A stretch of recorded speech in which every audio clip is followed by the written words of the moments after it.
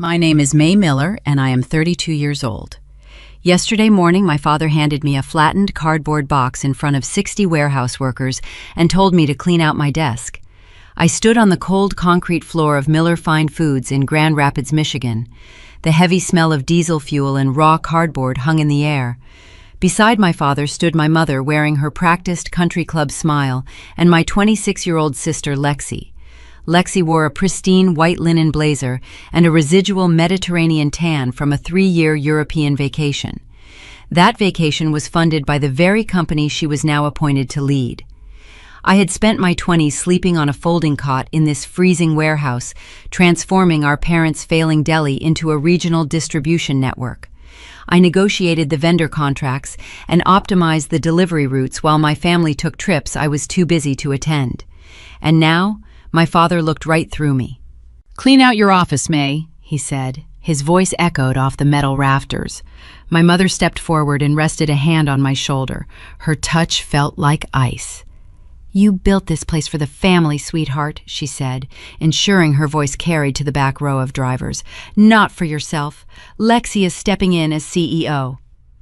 I did not scream. I did not defend my decade of labor. I took the box and walked away, demonstrating the silent compliance I had been conditioned to perform since childhood. Welcome back to Morning Revenge, where quiet people finally get to tell the loudest chapters of their lives. If stories about corporate betrayal, family boundaries, and the ultimate payback speak to you, drop a comment below telling me your age and where you are listening from, and be sure to subscribe. Now, let me take you back to the warehouse and the exit that started a war. The true sting was not the loss of the title. It was the sheer indignity of the execution. I carried the cardboard box into my office. The space smelled of stale coffee and thermal printer paper. I started pulling my frame degree and personal vendor files from the steel drawers. Lexi leaned against the doorframe, sipping an iced latte. She watched me gather my belongings with a look of mild boredom. Then she pointed a manicured finger at the ergonomic mesh desk chair behind me. "Leave the Herman Miller," she instructed. "It goes with the CEO title." I stopped and looked at the chair. I bought it with my own personal credit card 3 years ago, after pulling back-to-back night shifts to salvage a delayed dairy shipment. I looked back at Lexi. She had never unloaded a single crate or mapped a single delivery route in her life. My chest tightened, but I kept my breathing steady. "Understood," I said. I left the office and walked down the central aisle toward the loading bays. The warehouse staff applauded. It was a sparse, hesitant clapping, driven by confusion and a deep fear of my parents' retaliation. I kept my chin up and my eyes focused on the exit doors. Lexi beamed, waving at the forklift drivers as if concluding a parade. They believed they had just executed a seamless corporate coup. My mother thought she had reclaimed her empire. My father thought he had secured his golden child a future. They expected me to fade into the background and let them reap the rewards of my sweat. They were wrong. I loaded the box into the trunk of my sedan and shut the lid and looked at the warehouse one last time. What my parents willfully ignored is that modern distribution centers do not run on family legacy. They run on data and strict relationships. 10 years ago, before I ever held an official title, I built the proprietary logistics software that routes every truck, manages every invoice, and tracks every pallet inside that building. My parents had refused to pay the original filing fees, calling it computer nonsense. I patented the source code under my own name and quietly licensed it back to Miller Fine Foods for $1 a year. Furthermore, every major regional supplier had signed their key person contracts with me personally, not the company. I did not just leave them the building. I left them a ticking clock. I pulled out of the parking lot, feeling the heavy weight of 10 years lift from my shoulders. The trap was set, and by tomorrow morning, the alarm was scheduled to ring. I woke up before my alarm sounded. My body was hardwired to the unforgiving rhythm of the regional logistics industry. By 6 in the morning, I sat at my granite kitchen island, wrapping both hands around a ceramic mug of black coffee. The apartment was profoundly quiet. For the first time in a decade, my phone was not vibrating with panicked texts from night shift dispatchers. No one was asking me to authorize a late freight delivery or reroute a driver around a highway closure. The silence felt heavy in my chest. I watched the gray Michigan morning light creep across the hardwood floor, mapping the shadows of my furniture. At exactly 7 o'clock, the screen of my cell phone lit up. The caller ID displayed a name I had been expecting: Julian Sterling. Julian was the chief executive officer of Sterling High-End Grocers. His chain of premium supermarkets stretched across the Midwest, and his account represented 40% of Miller Fine Foods' total annual revenue. I answered on the second ring. Julian did not offer a polite greeting. He skipped the pleasantries. May, he said, his voice a low, gravelly baritone over the speaker. I am looking at a press release that hit the wire at midnight. Your father quoted a lot of synergy and fresh directions. He also named your sister as the new executive. I took a slow sip of my coffee, letting the bitter warmth ground me. The press release is accurate, Julian. I am no longer with the company. A dry chuckle came through the receiver. Julian was a man who built his empire by recognizing competence and discarding the rest. He did not care about family legacies or country club reputations. He cared about supply chain reliability. I give them 3 days before the loading docks catch fire, he said. Now down to business. I need the routing number for your new LLC. My legal team is ready to draft the transfer. The public believed I was a discarded daughter walking away with nothing but a cardboard box. They had no idea I had spent the last 4 months preparing a lifeboat. Julian and I had quietly secured a private equity backer late in the summer. We both saw the writing on the wall. My parents were bleeding their own company dry with their lifestyle expenses, drawing out capital to fund vacations and luxury car leases. Julian refused to let his grocery empire rely on a sinking ship. He trusted me because 2 years ago, during a historic blizzard, I slept in the warehouse for 4 days to ensure his Thanksgiving turkeys reached the shelves. He knew my parents were figureheads. I will have the articles of organization filed and the banking details routed to your office by noon, I told him. Excellent, Julian replied. Do not drag your feet, May. I want my inventory insulated from your family before the end of the week. He hung up without another word. The first domino had fallen. I opened my laptop and began typing the federal tax identification forms. My keystrokes were rhythmic and precise. While I calmly built my new corporate structure on a quiet kitchen island, chaos was blooming across town. My former shift supervisor Marcus sent me a text message at 7:30. He included a photo of the loading bays. Nothing was moving. Every Monday morning, Miller Fine Foods dispatched 30 refrigerated trucks across state lines. Today, the fleet sat parked in perfect, silent rows. The engines were cold. The warehouse doors were open, exposing the concrete floor to the freezing wind. The paralysis was not an accident. The logistics software I wrote governed every single aspect of that building. It generated the pick lists for the loaders, assigned the dock numbers, and calculated the optimal fuel routes based on real-time traffic data. Without my administrative credentials, the program locked into a defensive stasis. The screens on the warehouse floor displayed a gray login prompt that no one in the building could bypass. Marcus sent a second text. Your dad is pacing the floor, but he is ignoring the trucks. He is arguing with a guy in a cheap suit carrying a leather briefcase. I stared at the glowing text message. A man with a briefcase arriving at dawn was not a vendor. I knew the rhythm of the business inside and out. That was an auditor. I remembered my father brushing off a letter last week, claiming it was a minor, annoying bank audit. He tossed the envelope into the trash without opening it, spinning his car keys on his index finger to feign indifference. My stomach tightened. A commercial bank does not send field auditors at 7 in the morning for a minor discrepancy. They send them when the numbers tell a very dark story. My parents had financial secrets they were actively hiding from me. The realization that they were drowning in undisclosed debt added a cold layer of validation to my exit. Meanwhile, the new chief executive was managing her own priorities. Lexi arrived at 8 in the morning, holding a pink pastry box from an expensive downtown bakery. According to Marcus, she bypassed the stalled loading docks entirely. She walked straight into my old office and laid out a series of paint swatches across my former desk. The warehouse was bleeding thousands of dollars a minute in delayed perishable goods. Pallets of organic spinach and premium dairy were sitting on the warming docks, losing their temperature controls. Lexi was debating the merits of eggshell white versus soft cream for the walls. Marcus told me she tried to order the forklift drivers to load the trucks manually, using paper manifests from last year. The drivers simply stared at her. Manual loading without weight distribution data would cause the trucks to fail highway inspection scales.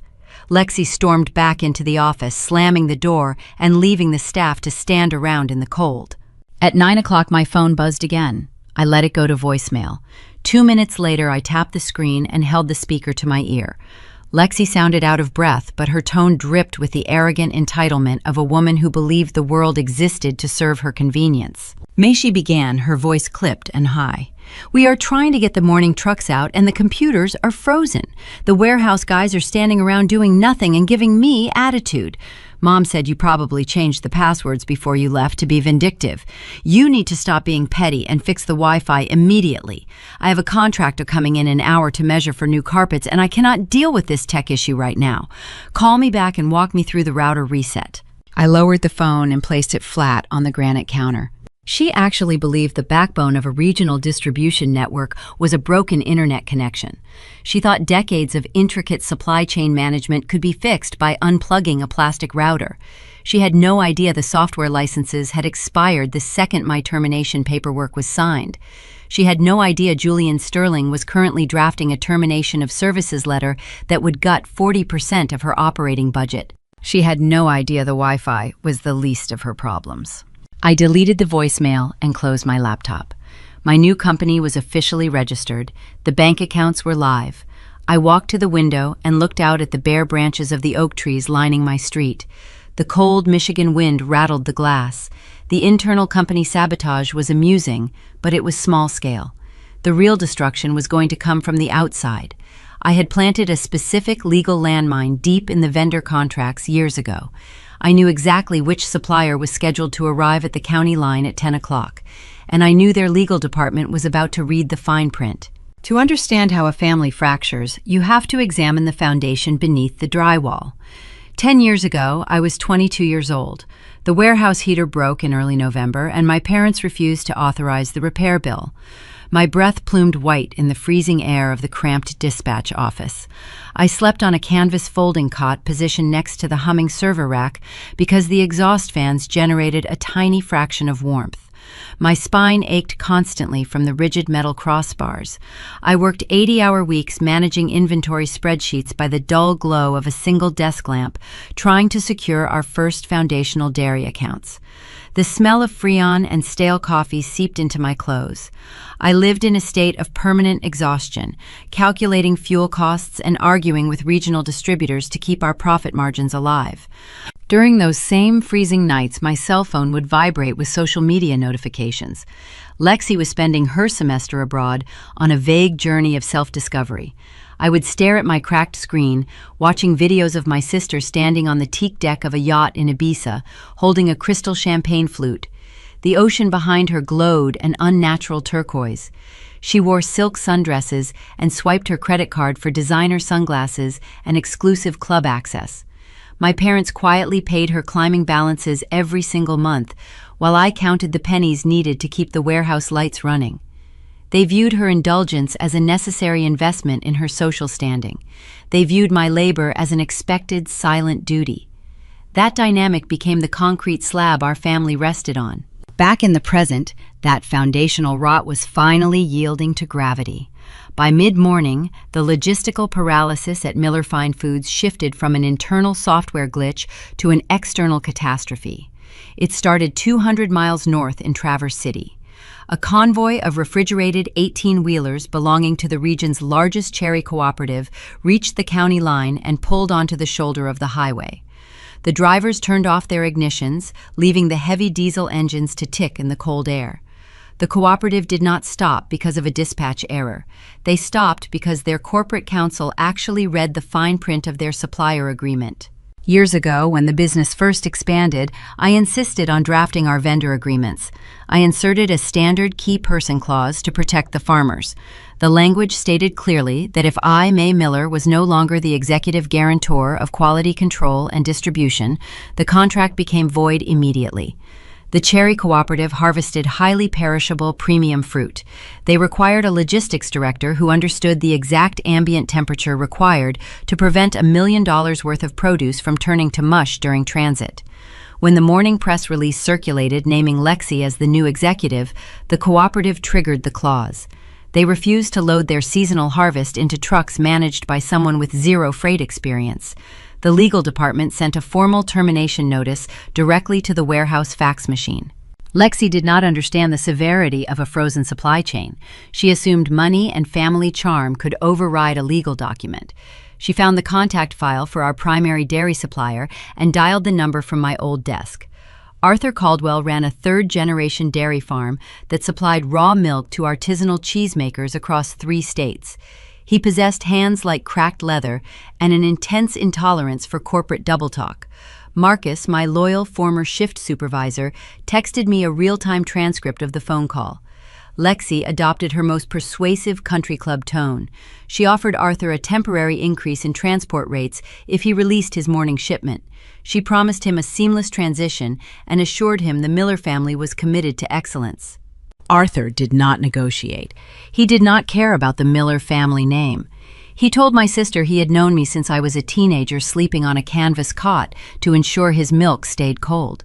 He said he knew my work ethic and he knew hers.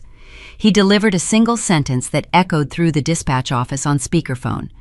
"I would not trust you to distribute tap water, let alone my raw milk." He disconnected the line without waiting for a response. Lexi threw her smartphone against the drywall, leaving a dent in the freshly applied eggshell paint. Her polished facade cracked, revealing the panicked amateur underneath. Over the next 14 days, the warehouse transformed into an industrial graveyard. The silent trucks sat in the lot, gathering a thin layer of frost on their windshields. Without the routing software, the few drivers who attempted manual deliveries ended up idling in way station lines or missing narrow delivery windows. Produce rotted on the loading bays, filling the air with the sickening sweet stench of decaying fruit. 6 major agricultural partners halted their shipments, citing the exact same key person clause. The financial loss was staggering. Every missed delivery triggered a penalty fee, compounding the disaster. Lexi responded to the crisis by unraveling. She paced the concrete floor in her expensive leather boots, shouting at the remaining warehouse staff. She blamed the forklift operators for the spoiled inventory. She blamed the dispatchers for the angry phone calls from stranded drivers. She blamed everyone except the face in her mirror. The workers watched her throw tantrums with quiet disgust. They remembered the steady, calm hand I used to guide them through blizzards and supply shortages. They recognized that the new chief executive was a hollow shell, playing dress-up in a decaying building. While my sister screamed at minimum wage workers, I sat in the quiet comfort of my living room. I drank jasmine tea and reviewed digital contracts on my tablet. My newly formed supply chain management firm was running with lethal efficiency. Every single farm that terminated their relationship with Miller Fine Foods reached out to me. They wanted the reliability they had grown accustomed to over the past decade. Within 2 weeks, I signed all 6 of the major suppliers my parents were bleeding. I offered them better margins, a guarantee of stability, and my personal cell phone number. I was acquiring my parents' empire piece by piece without raising my voice. My parents' business was hemorrhaging revenue by the hour. Their anchor clients were gone. Their warehouse was a monument to their own hubris. Lexi realized her charm offensive had failed, and the staff was nearing a walkout. She could not buy a new logistics system, and she lacked the technical knowledge to build one. She needed the proprietary data I took with me. She needed the source code and the client contact lists I kept backed up on a physical silver hard drive. The digital firewall I built around my cloud server was impenetrable, so she decided to bypass the internet entirely. At 2 in the afternoon, I sat at a corner table in a local Panera Bread, finalizing the routing schedules for the Cherry Cooperative. My cell phone vibrated against the table. It was not a text message from Marcus. It was an automated push notification from my home security system. A proximity sensor had been triggered. The front door of my apartment had just unlocked. My pulse quickened. The deadbolt required a physical key, and only 2 copies existed. I held one in my pocket. My mother kept the other for extreme emergencies, and my mother had just handed that key to a desperate, panicked woman willing to commit a felony to save her own ego. I sat in the corner booth of the crowded cafe, staring at the glowing notification on my tablet screen. The digital text confirmed a proximity breach at my personal residence.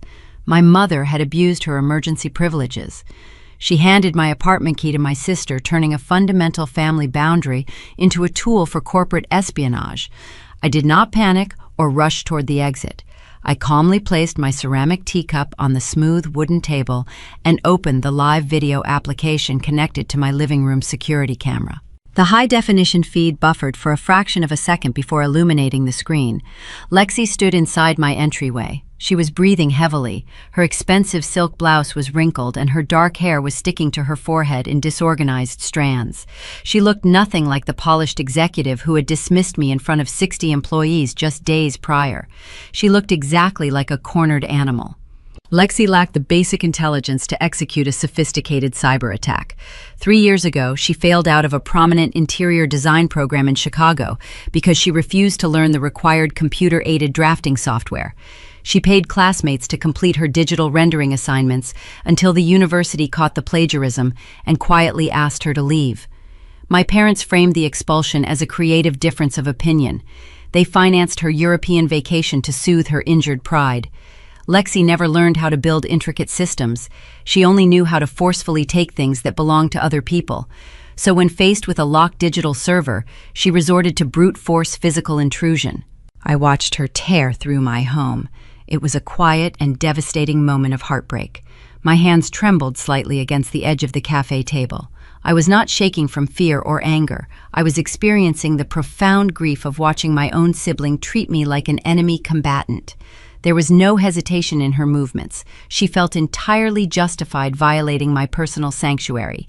She threw my velvet couch cushions onto the hardwood floor. She knocked over a potted plant, scattering dark soil across the rug. She was searching frantically for the master backup hard drive containing the client contact lists and the complex pricing algorithms that kept our family business alive. She moved into my home office, and the camera angle shifted. She began emptying the contents of my filing cabinet onto the floor. I watched her manicured fingers claw through my tax returns and old utility bills. Finally, she dropped to her knees and reached into the bottom drawer of my heavy oak desk. Her hand emerged holding a thick, silver hard drive. Lexi gasped, and a wide smile spread across her face. She held the aluminum casing up to the light as if she had just unearthed a buried treasure. She shoved the device deep into her designer handbag and ran out of my apartment, leaving the heavy front door standing wide open to the hallway. I took a slow, deep breath and closed the application on my tablet. I finished my tea, feeling a strange sense of absolute calm settling over my chest. I called my property manager and requested an immediate lock change, citing a lost key. Then I sat back and waited for the inevitable outcome. I knew exactly what Lexi was doing at that very moment. She was speeding her luxury sedan down the highway, weaving through traffic to get back to the industrial park. She believed she possessed the keys to the kingdom.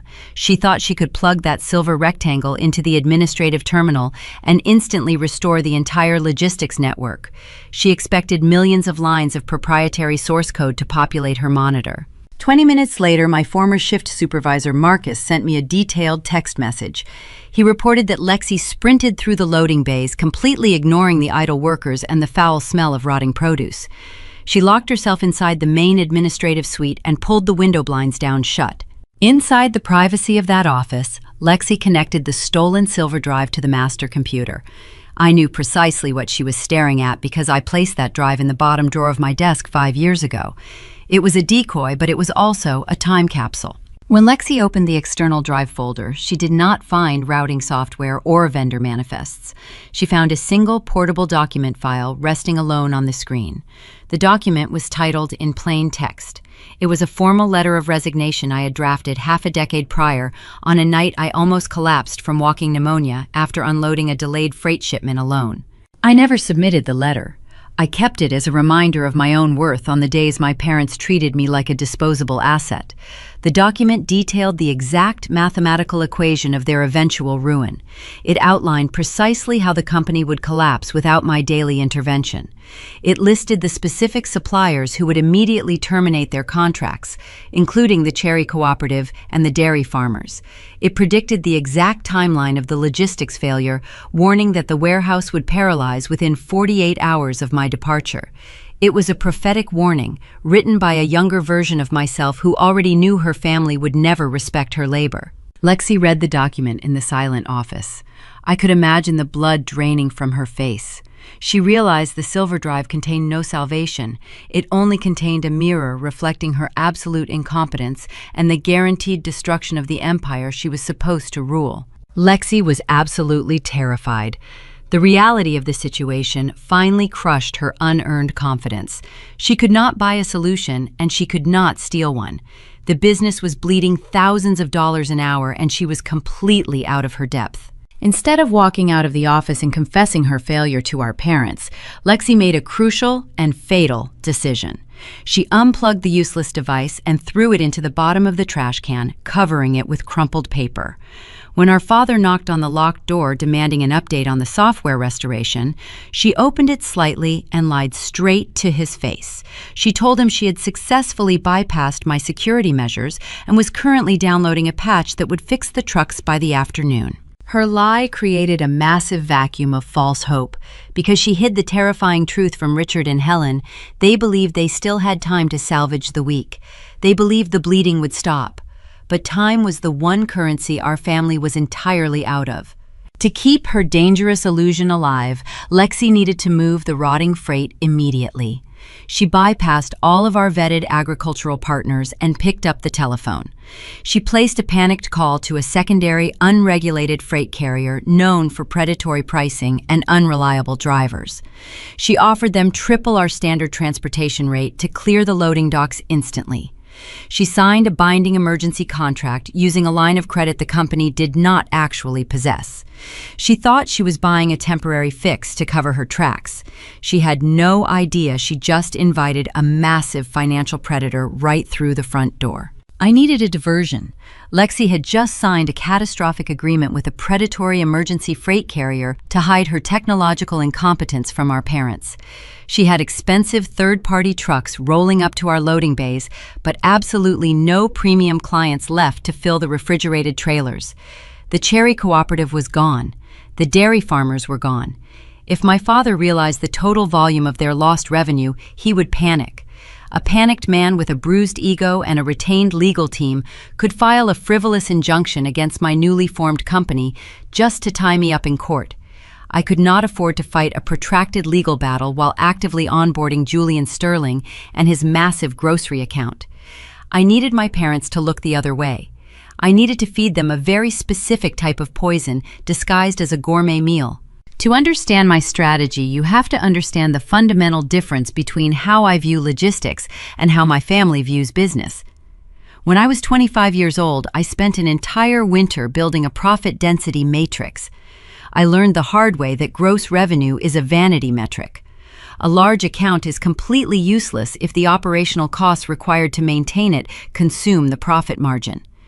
My parents never grasped this concept. To them, a signed contract with a recognizable brand was a country club trophy. They cared about the prestige of the client list rather than the actual cash flow.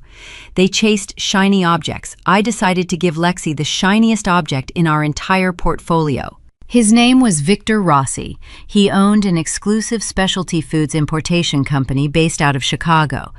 Victor dealt in highly volatile luxury goods, like white truffles, beluga caviar, and unpasteurized artisanal cheeses from rural France. His cargo was exceptionally fragile, and his personality was entirely toxic. Victor demanded delivery windows calculated down to the exact minute.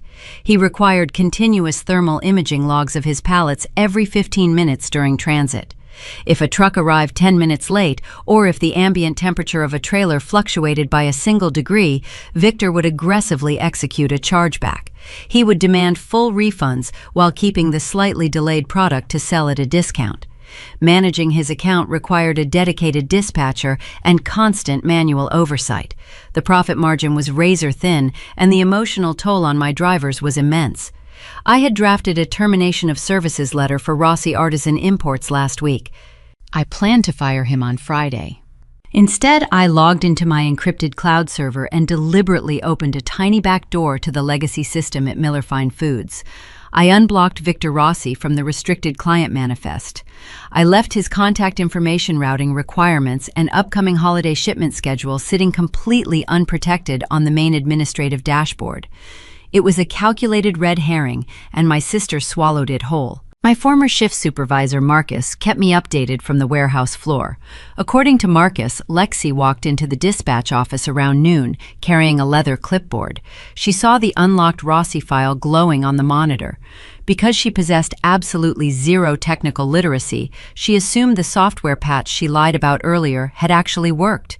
She believed she had successfully recovered a massive legacy account through sheer executive willpower. Lexi immediately dialed Victor's cellular phone. Victor had been ignoring our warehouse for 2 days because his previous emails went unanswered during the initial software blackout. He was furious and threatening litigation. Marcus listened as Lexi deployed her most aggressive and sycophantic charm. She apologized profusely, blaming a rogue former employee for the communication breakdown. To appease Victor's massive ego and secure the holiday shipment, Lexi made a fatal concession. She promised to waive all standard minimum freight fees and guaranteed expedited overnight delivery for his entire incoming load of European truffles. She signed a revised contract on the spot without consulting a single financial spreadsheet. Back at the family estate, Richard and Helen Miller were ecstatic. My mother called the warehouse landline to congratulate her golden child.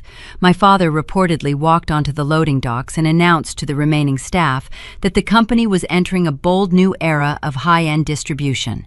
They looked at the projected gross revenue of the Rossi holiday order and saw hundreds of thousands of dollars. They popped a bottle of vintage champagne in the executive suite.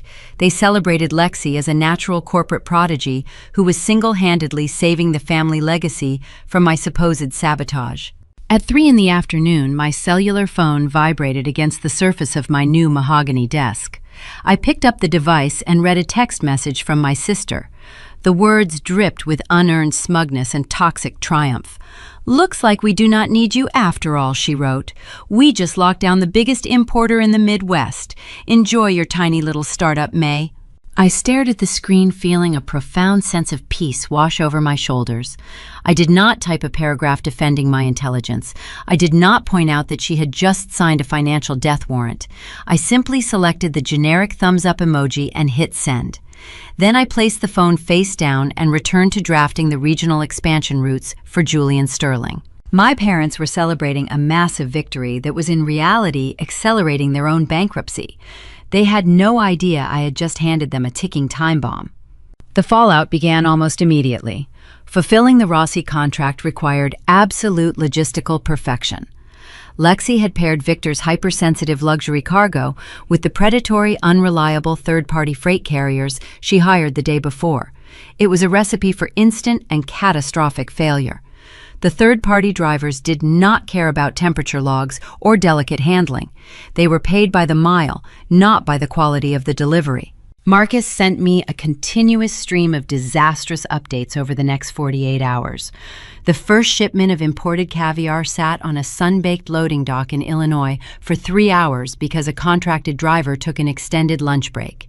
The internal temperature of the pallets spiked, destroying $50,000 worth of inventory in a single afternoon. Victor Rossi erupted. He bypassed the customer service email and called my father's personal cellular phone, screaming obscenities. He immediately executed a massive financial chargeback directly against the Miller Fine Foods operating account. Lexi panicked and tried to throw more resources at the problem. She diverted the few remaining functional refrigerated trucks away from local grocery deliveries and dedicated them entirely to Rossi. This decision caused a cascading failure across the rest of their dwindling client base. Local supermarkets canceled their weekly orders when their shelves remained empty. The operational cash reserves began to bleed dry at a terrifying velocity. The predatory emergency carriers submitted their daily invoices, demanding exorbitant fees for the very routes they were actively failing to complete. The Miller family was trapped in a financial black hole of their own making. Every attempt to satisfy Victor Rossi drained their remaining capital and alienated their surviving partners. They were so consumed by the daily fires of the toxic asset that they completely stopped paying attention to me. They stopped looking for the missing software. They stopped trying to poach my new clients. They were too busy drowning to notice that I was standing on dry land, building an empire out of the bricks they had discarded. By the end of the week, my independent fleet was fully operational. The Sterling high-end grocers account was integrated perfectly into my new cloud-based routing system. My drivers were happy, well compensated, and operating with pristine efficiency. I had isolated my family in a containment zone of their own hubris. But the final collapse was not going to come from a spoiled shipment of truffles. The real destruction was waiting quietly in the background, monitoring the sudden chaotic movement of capital. Commercial banks employ automated algorithms to detect unusual spending patterns in corporate accounts. When massive chargebacks from furious importers collide with exorbitant daily invoices from predatory freight companies, the software flags the account for critical review. My parents believed their primary threat was a disgruntled daughter. They were entirely unprepared for the reality that a team of forensic accountants had just frozen their entire line of credit without warning. The illusion of my sister's competence disintegrated much faster than I anticipated. By Thursday evening, the toxic weight of the Rossi importation account had severely fractured the fragile reality my parents constructed. They could no longer pretend the warehouse was functioning. The local supermarkets officially canceled their remaining orders. More importantly, Richard and Helen finally discovered that the massive agricultural cooperatives were permanently gone. The cherry farmers and the dairy producers were not experiencing a temporary communication blackout. They were actively transferring their massive freight volumes directly to my newly incorporated logistics firm. My apartment was completely silent. I stood in my kitchen preparing a simple dinner of roasted vegetables and quinoa. The digital clock on the microwave displayed 8:45. Outside, the Michigan winter was tightening its grip on the city, coating the streetlights in a hazy layer of frost. Inside, my home felt like a fortress of solitude and calculated precision. The aroma of garlic and olive oil filled the air, grounding my senses. I was reviewing the final draft of the Sterling high-end grocer's onboarding schedule when the heavy wooden barrier of my entryway rattled. Someone was pounding on the exterior panel with aggressive rhythmic strikes. I did not rush. I set my chef knife down on the bamboo cutting board, wiped my hands on a linen towel, and walked calmly toward the foyer. I tapped the tablet mounted on the wall to activate the exterior security camera. My parents stood in the dimly lit hallway. They looked nothing like the polished socialites who commanded country club luncheons. My father wore a heavy wool overcoat that was unbuttoned, revealing a wrinkled dress shirt underneath. His face was flushed red with a mixture of cold air and intense rage. Beside him, my mother clutched her expensive leather purse against her chest like a shield. Her signature pearl necklace sat crookedly against her collarbone. Lexi was nowhere to be seen. They had left their golden child behind to clean up the rotting produce while they came to neutralize the perceived threat. I disengaged the deadbolt and pulled the door open, leaving the chain unhooked. I did not invite them inside. Helen pushed her way forward, stopping just inches from the threshold. Her voice, normally a carefully modulated instrument of passive aggression, shattered into a shrill accusation. "You are destroying this family," she hissed her breath, pluming in the drafty corridor. "We gave you everything, and you repay us with corporate sabotage? You stole Arthur Caldwell and the produce contracts out of pure malicious jealousy, because you could not handle your younger sibling taking her rightful place." I observed her frantic energy without absorbing any of her manufactured panic. I shifted my gaze to my father. He was standing slightly behind her right shoulder. His right hand was raised near his waist. His index finger was twirling a silver keyring in tight, rapid circles. The metal keys clinked together, producing a sharp, metallic rhythm. That tiny gesture was the most revealing detail in the entire hallway. Growing up, I learned to read my father's physical tells long before I understood his words. Whenever he was in absolute control of a situation, his hands remained perfectly still, resting casually in his pockets or folded across his chest. He only spun his car keys when the ground beneath him was collapsing. He did it 20 years ago when his first neighborhood deli faced foreclosure. He did it 5 years ago when the Regional Tax Authority audited the warehouse for payroll discrepancies. The rapid spinning meant he possessed no leverage, and he was terrified. Richard stopped the metallic twirling and reached inside his coat pocket. He pulled out a folded piece of thick stationery and thrust it toward my chest. "Take it," he commanded, his tone attempting to project a hollow authority. I accepted the paper. It was printed on the official Miller Fine Foods letterhead. The document was titled Cease and Desist. I scanned the paragraphs, absorbing the poorly constructed legal jargon. The text accused my new enterprise of tortious interference and demanded I immediately halt all communication with their former vendors. Attached to the second page was a retroactive non-compete agreement. It included a blank signature line waiting for my ink.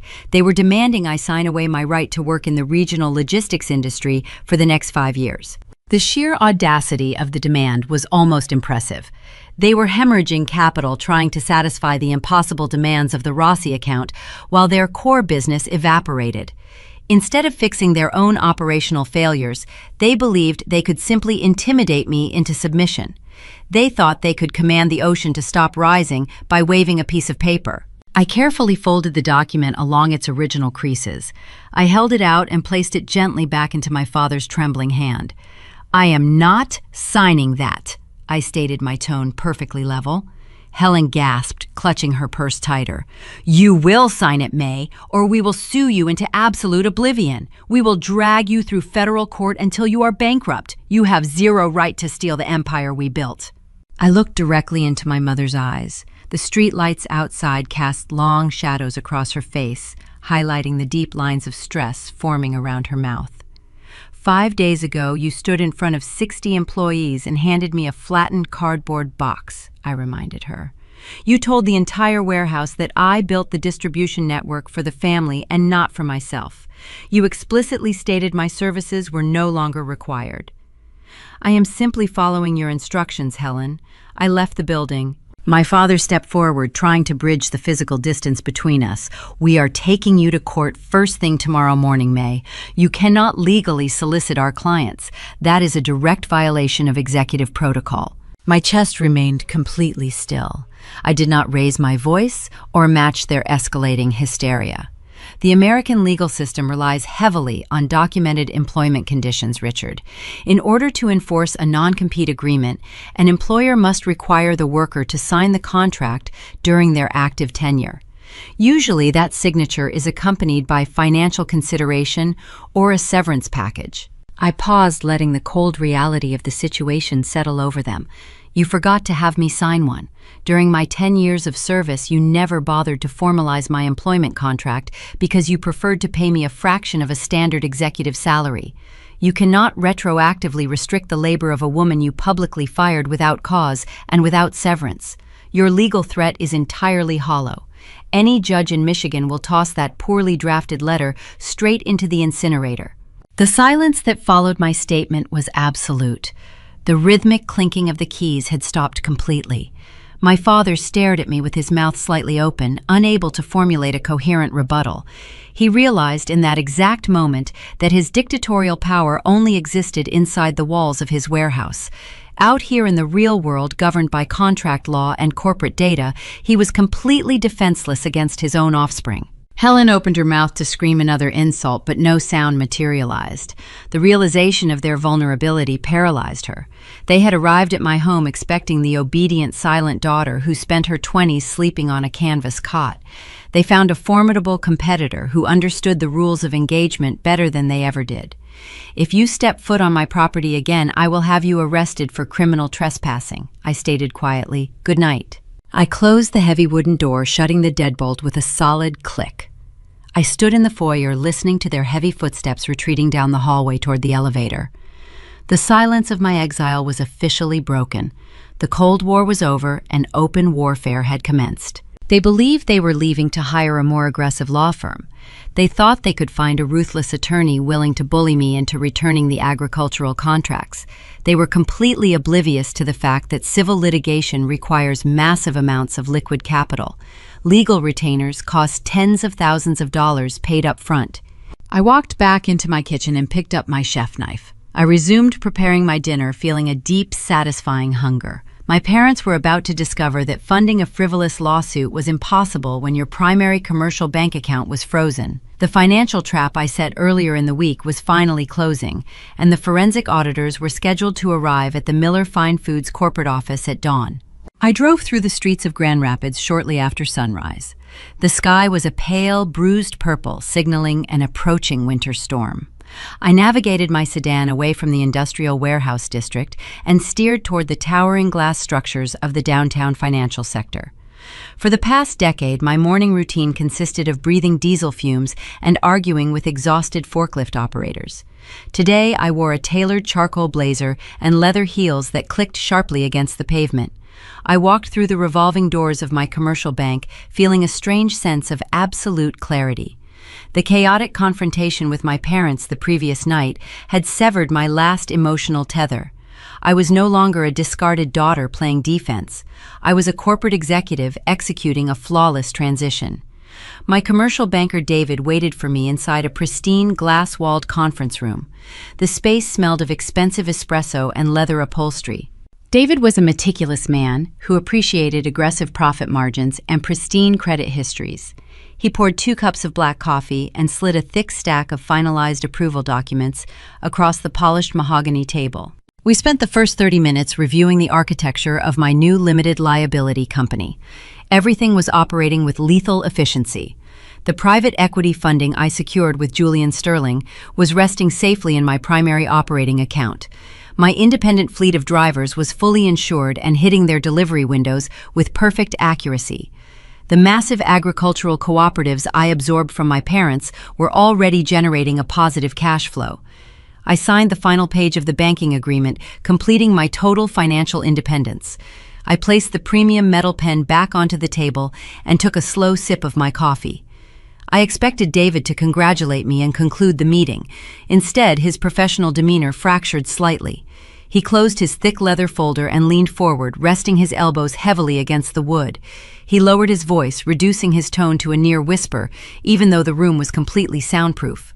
David informed me that the forensic accounting software at his institution automatically scans the accounts of affiliated corporate entities during massive capital transfers.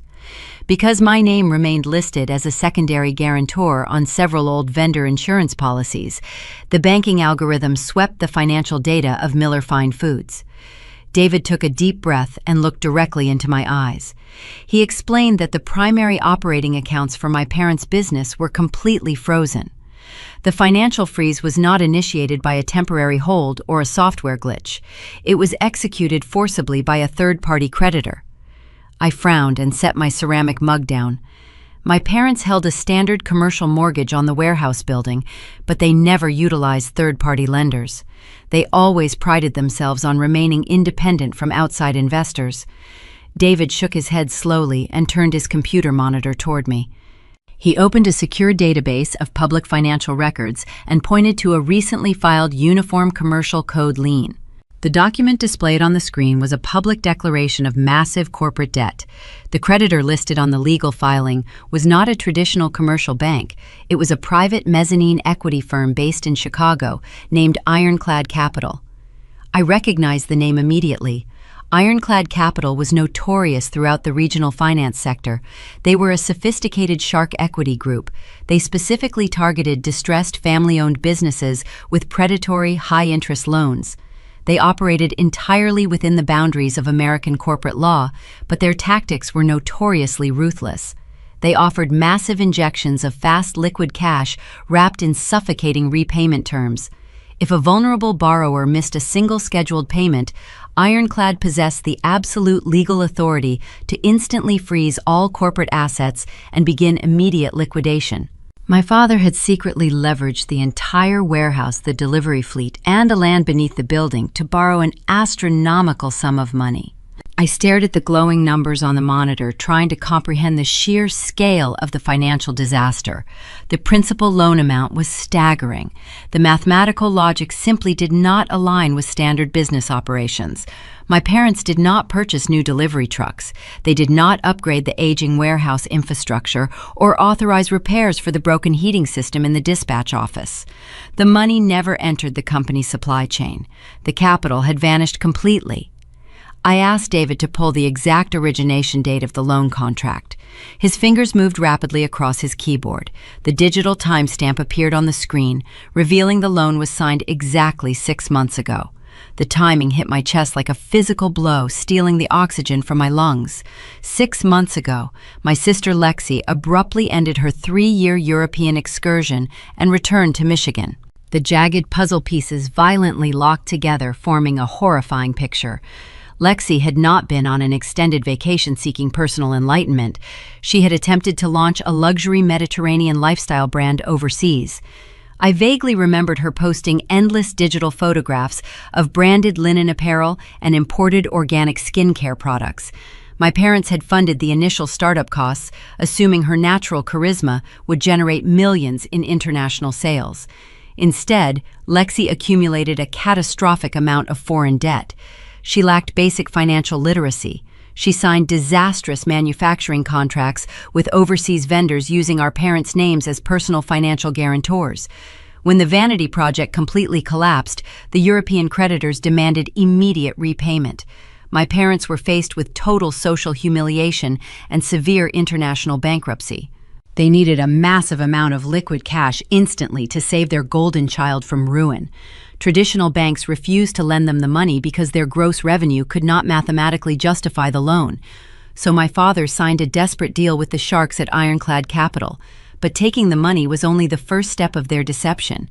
They needed a legally plausible mechanism to transfer corporate funds directly to Lexi so she could pay off her personal debt without triggering federal embezzlement flags. That was the exact moment they decided to make her the chief executive officer. The promotion was never about fresh vision or securing the family legacy. It was a sophisticated money laundering operation. They fired me in front of 60 employees so they could legally justify paying Lexi a massive executive salary. Every single dollar she earned in her new role was being secretly wired to Chicago to service the shark equity debt. My hands gripped the edge of the mahogany table until my knuckles turned completely white. The polished wood felt like ice beneath my palms. A sickening realization washed over my entire body, dismantling every lingering piece of familial loyalty I ever possessed. For 10 years, I slept on a canvas folding cot in a freezing dispatch office. I worked 80-hour weeks and ignored my own physical health to keep our fragile profit margins alive. I believed I was building a permanent legacy for my family. In reality, I was directly funding my sister's luxurious irresponsibility. My exhaustion financed her designer sunglasses and her yacht rentals in Ibiza. My sweat paid for her massive international failures. I was never a beloved daughter to Richard and Helen Miller. I was merely a biological, automated teller machine. They extracted my labor to shield their favorite child from the devastating consequences of her own staggering incompetence. The lingering guilt I felt about walking away completely evaporated. The invisible chains of daughterly obligation shattered, turning to useless dust in the sterile air of the bank office. A new, intense sensation replaced the sting of betrayal. It was a cold, clinical, and absolute determination to protect my own future. I realized my family business was not simply struggling to manage logistical delays and unhappy vendors. The entire Miller empire was heavily mortgaged to extremely dangerous financial predators. My parents had built a towering house of cards directly on top of an active landmine. I thanked David for his crucial discretion and walked out of the commercial bank. The freezing winter wind hit my face, but I did not feel the chill. My mind was moving at a terrifying velocity. I pulled my cellular phone from my tailored pocket and checked my encrypted server logs. I needed to see exactly how the warehouse was managing the frozen accounts while trying to fulfill the toxic Rossi order. I accessed the restricted logistical dashboard I intentionally left open for Lexi. I reviewed the digital profile of the emergency freight carrier she hired yesterday. I traced the Federal Transportation Identification Number of the emergency fleet through a public federal registry. The predatory trucks currently sitting on my parents' loading docks did not belong to an independent contractor. They were a subsidiary asset owned entirely by Ironclad Capital. Lexi had unknowingly invited the sharks directly onto the property. The predators were inside the building, and they were about to lock the doors forever. My mother realized she could not defeat me in a corporate boardroom. She lacked the intellectual capacity to understand complex supply chain logistics, and she possessed absolutely no legal leverage to stop my newly formed enterprise. but Helen Miller was a master of a very specific type of combat. She understood the weaponization of small-town social dynamics better than anyone in Michigan. When the terrifying reality of her financial ruin began to close around her, she retreated to the only arena where she still commanded absolute authority. She went to the country club, and she went to church. To understand my mother, you must understand her currency. Helen traded exclusively in reputation and perceived morality. For 30 years, she sat on the prestigious charity committees and organized the Sunday prayer circles. She cultivated a pristine image of the perfect matriarch leading a prosperous local empire. When that image threatened to shatter under the weight of massive debt, she decided to control the blast radius by painting a target squarely on my back. The smear campaign was executed with terrifying precision. Helen began planting the seeds of destruction during a Tuesday morning women auxiliary brunch. She sat at a table draped in pristine white linen, surrounded by crystal water goblets and silver cutlery. She waited until the plates were cleared before manufacturing her devastating narrative. She dabbed the corners of her eyes with a cloth napkin, producing a highly convincing display of maternal sorrow. She told the prominent wives of local business owners that I had not resigned gracefully. She claimed she and my father were forced to terminate my employment because I had been quietly embezzling operational funds from the family accounts for the past 4 years. She painted me as a greedy, vindictive daughter who stole proprietary data to fund my own selfish ambitions while leaving the family business completely paralyzed. The lies did not stop at financial theft. Helen knew that corporate espionage was too abstract to garner deep emotional sympathy from her peers. She needed a visceral emotional hook to make the gossip truly lethal. So she targeted the perceived vulnerability of my father. Richard Miller suffered from a minor case of seasonal arthritis in his left knee. It was a condition easily managed with over-the-counter medication and occasional physical therapy. My mother deliberately transformed that minor joint stiffness into a severe degenerative illness. She told her congregation that my father was practically bedridden, relying on a cane to walk through his own home. She claimed that I had cruelly abandoned him in his darkest hour of medical need, choosing to steal his legacy rather than support his failing health. The toxic rumors spread through the affluent community of Grand Rapids like a wildfire. This was not merely annoying background noise. In a Midwestern business ecosystem, reputation is intrinsically tied to revenue. The devastating consequences of my mother's manufactured tragedy materialized on a Thursday afternoon. I was parked outside a premium grocery market, preparing to inspect a potential retail display space. My cellular phone vibrated on the passenger seat. The caller identification displayed the name Robert Vance. Robert owned Vance Organic Farms. He was a secondary conservative client who distributed high-end root vegetables, heirloom carrots, and specialty potatoes to boutique grocers. He operated his agricultural business strictly on old-fashioned principles, verbal agreements, and firm handshakes. I had spent 3 grueling months carefully courting his account, driving out to his rural property to demonstrate my routing software. He had officially transferred his logistics contract to my new firm just 5 days ago. I answered the call, expecting a routine discussion about weekend delivery schedules and temperature requirements for a new harvest. Robert did not offer a polite greeting. His voice was rigid and laced with profound disappointment. He informed me that he and his wife had attended a charity gala the previous evening. They shared a table with several vocal members of my mother's congregation. Robert stated very clearly that he could not associate his family farm with someone capable of elder abuse and corporate theft. I tried to interrupt and explain the reality of the ironclad capital debt. I tried to tell him about Lexi and her disastrous European bankruptcy. Robert refused to listen to a single word of my defense. He told me that character is the only currency that matters in agricultural business. He stated that where there is smoke, there is usually a raging fire. He formally canceled our logistics agreement, effective immediately, and promised to advise his fellow farmers to avoid my services. He hung up the phone abruptly, leaving me sitting in the deafening silence of my vehicle. The pebble of professional loss hit me with an astonishing amount of kinetic force. Vance Organic Farms was not my largest account financially, but losing it validated the sheer destructive power of my mother's venom. It proved that her lies could actively manipulate my revenue stream. I sat in the driver's seat staring blankly through the windshield at the gray asphalt parking lot. A suffocating, heavy wave of social isolation pressed down on my chest, making it difficult to draw a full breath.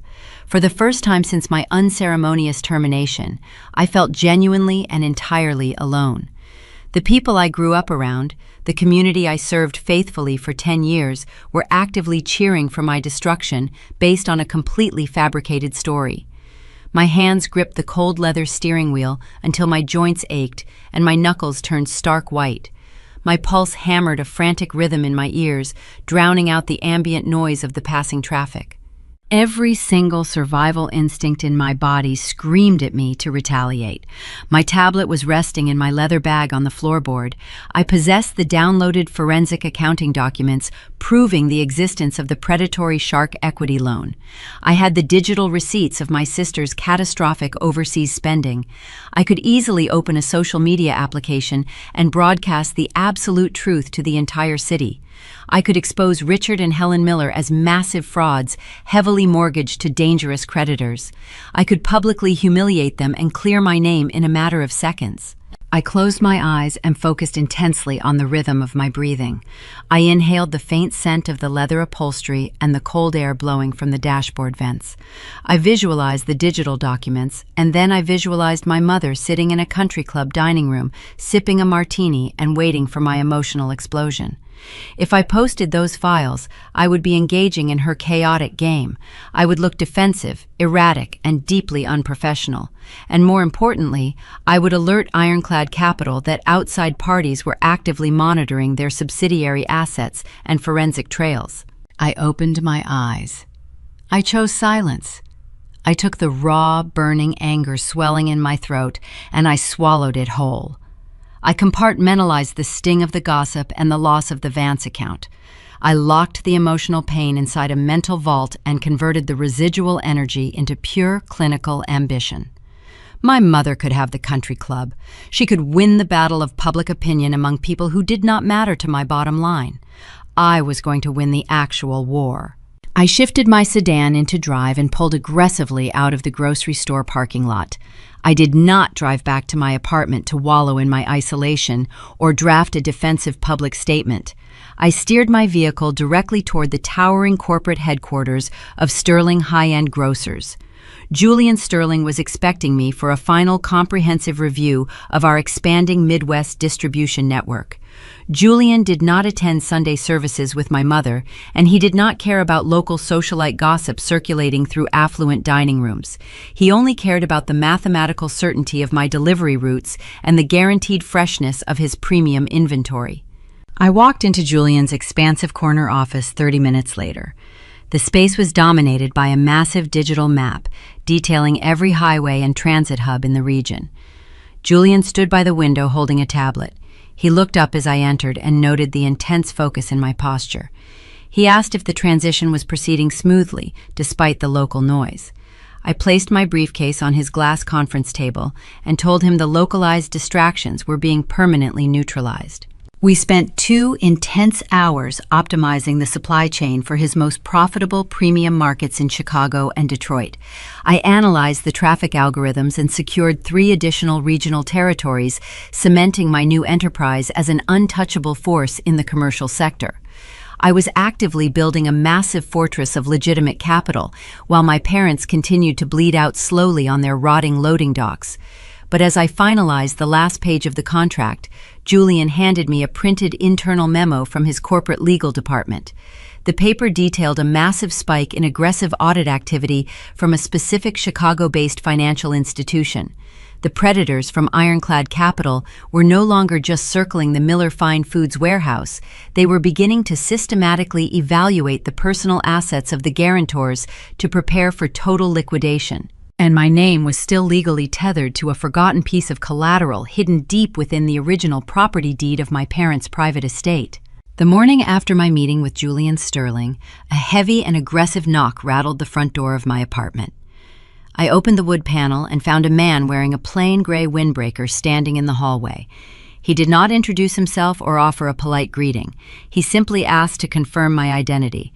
When I nodded, he shoved a massive, thick manila envelope into my hands and walked away rapidly down the corridor.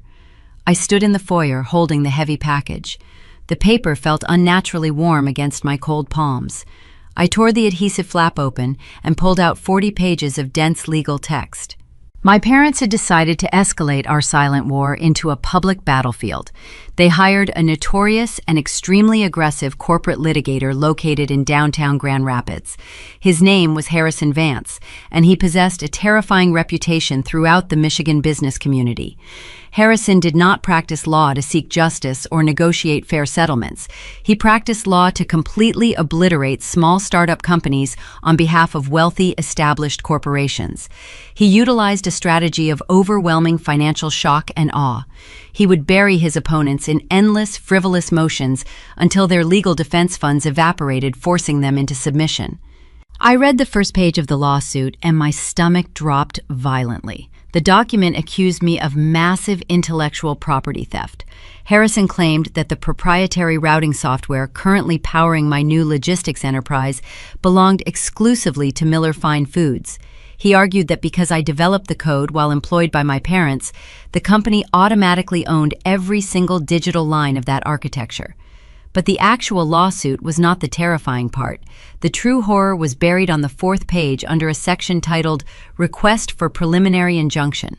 A preliminary injunction is a lethal weapon in corporate litigation. If a judge signed that specific piece of paper, my entire new business would be legally frozen before the weekend arrived. I would be forbidden from operating my trucks, contacting my drivers, or communicating with my clients until the lawsuit concluded. The judicial freeze would instantly destroy my newly signed contract with Julian Sterling. His premium groceries would sit rotting in a warehouse, and he would terminate our agreement immediately. My independent fleet would collapse, and I would be left completely bankrupt with a destroyed reputation. A wave of genuine, absolute panic washed over my entire body. My vision blurred slightly at the edges, and my pulse hammered a frantic rhythm against my ribs. I felt the crushing weight of the boulder rolling directly toward my fragile new empire. I grabbed my car keys and drove erratically across town, ignoring the speed limits until I reached the modest brick building where my own counsel practiced. My attorney was named Thomas, and he was the diametric opposite of the shark my parents hired. Thomas was a meticulous, unassuming man in his late 60s who favored faded tweed jackets and drank copious amounts of green tea. He operated a quiet boutique firm specializing in contract law and patent defense. I rushed into his office and dropped the massive stack of hostile documents directly onto his wooden desk. I paced the floor of his office, breathing heavily while he calmly adjusted his reading glasses and began scanning the 40-page threat. I expected Thomas to share my intense anxiety. I expected him to immediately begin drafting a frantic emergency defense motion to stop the injunction. Instead, the older man read the documents with a look of mild amusement. He reached the page demanding the immediate return of the routing software, and he stopped reading entirely. He placed the thick stack of paper down, took a slow sip of his tea, and looked up at me.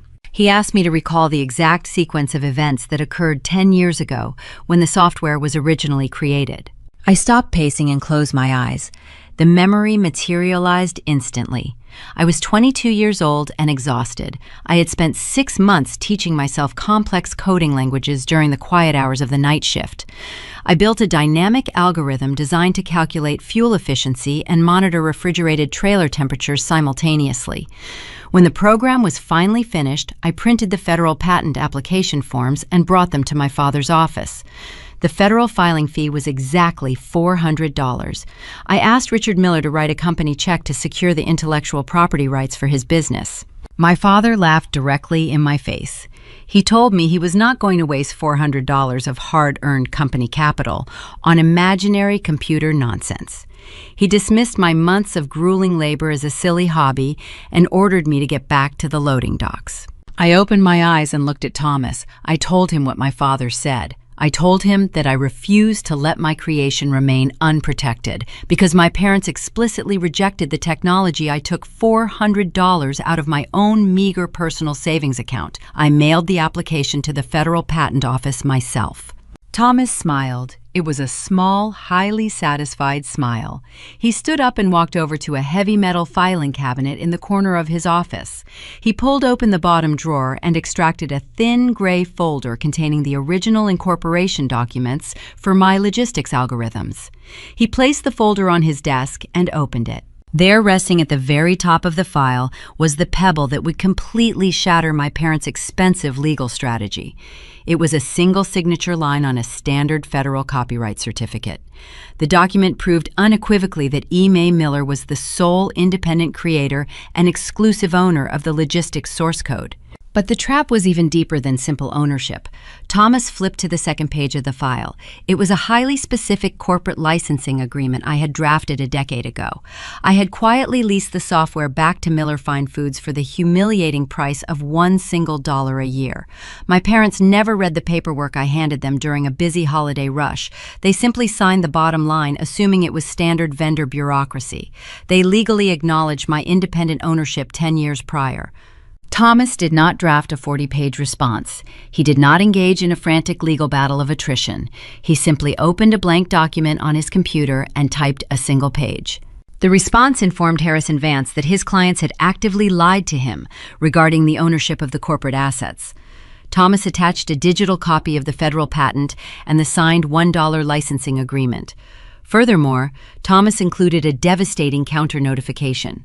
He informed the shark lawyer that because Miller Fine Foods had fired the owner of the software and failed to renew the licensing fee, their continued unauthorized use of the algorithms constituted massive intellectual property infringement. Thomas demanded that my parents immediately cease using my code or face federal prosecution for digital theft. We faxed the single page directly to the downtown corporate office of Harrison Vance. I sat in the leather guest chair and waited. I imagined the scene unfolding across the city. Harrison Vance was a ruthless predator, but he was not a fool. He built his lucrative career by bullying weak targets with valid legal claims. When the fax machine on his desk printed our response, he would realize instantly that he was completely outmatched. He would realize that Richard and Helen Miller had perjured themselves during their initial consultation by claiming they owned assets they actually leased. More importantly, Harrison operated on a strict contingency and retainer model. He expected to drain his clients' bank accounts to fund his aggressive tactics. When he realized that my parents were not only guilty of federal intellectual property theft, but also completely broke due to the frozen commercial accounts, his reaction would be explosive. A shark does not protect a bleeding client. A shark cuts its losses and swims away. Exactly 45 minutes after we sent the fax, the telephone on Thomas' desk rang. The lawyer answered it and placed the receiver on speakerphone. Harrison Vance was on the other end of the line. His previously aggressive and condescending tone was completely gone, replaced by a cold, furious professionalism. He stated clearly that he was formally withdrawing his representation of Miller Fine Foods effective immediately. He promised he would not file the preliminary injunction, and he abruptly terminated the call. The 40-page lawsuit was instantly rendered completely worthless. I had successfully navigated the legal minefield without spending a single dollar on defense litigation. I felt a massive surge of adrenaline and profound satisfaction. I defeated their most vicious attack by relying on the meticulous groundwork I laid a decade ago. I thanked Thomas and walked out of his office feeling utterly invincible. The winter sun was finally breaking through the heavy cloud cover, casting a bright, cold light across the city. I unlocked my sedan and sat in the driver's seat, breathing easily for the first time in a week. My parents were completely exposed. They had no clients, they had no software, and now they had absolutely no legal representation. But my victory was incredibly short-lived. As I reached forward to insert my key into the ignition, my cellular phone illuminated with an incoming email notification. The message was sent from David, my commercial banker.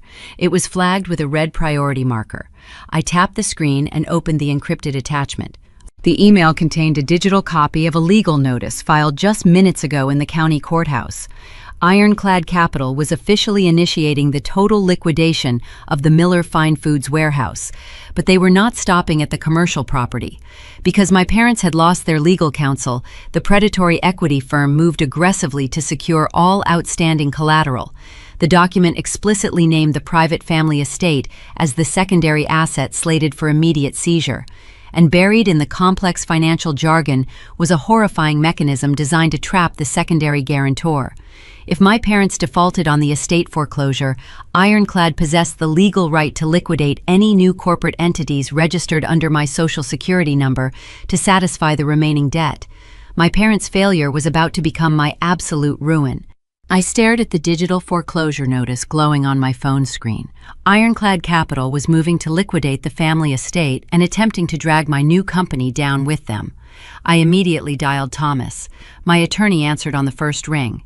He listened to my rapid explanation of the secondary guarantor clause and chuckled his signature dry laugh.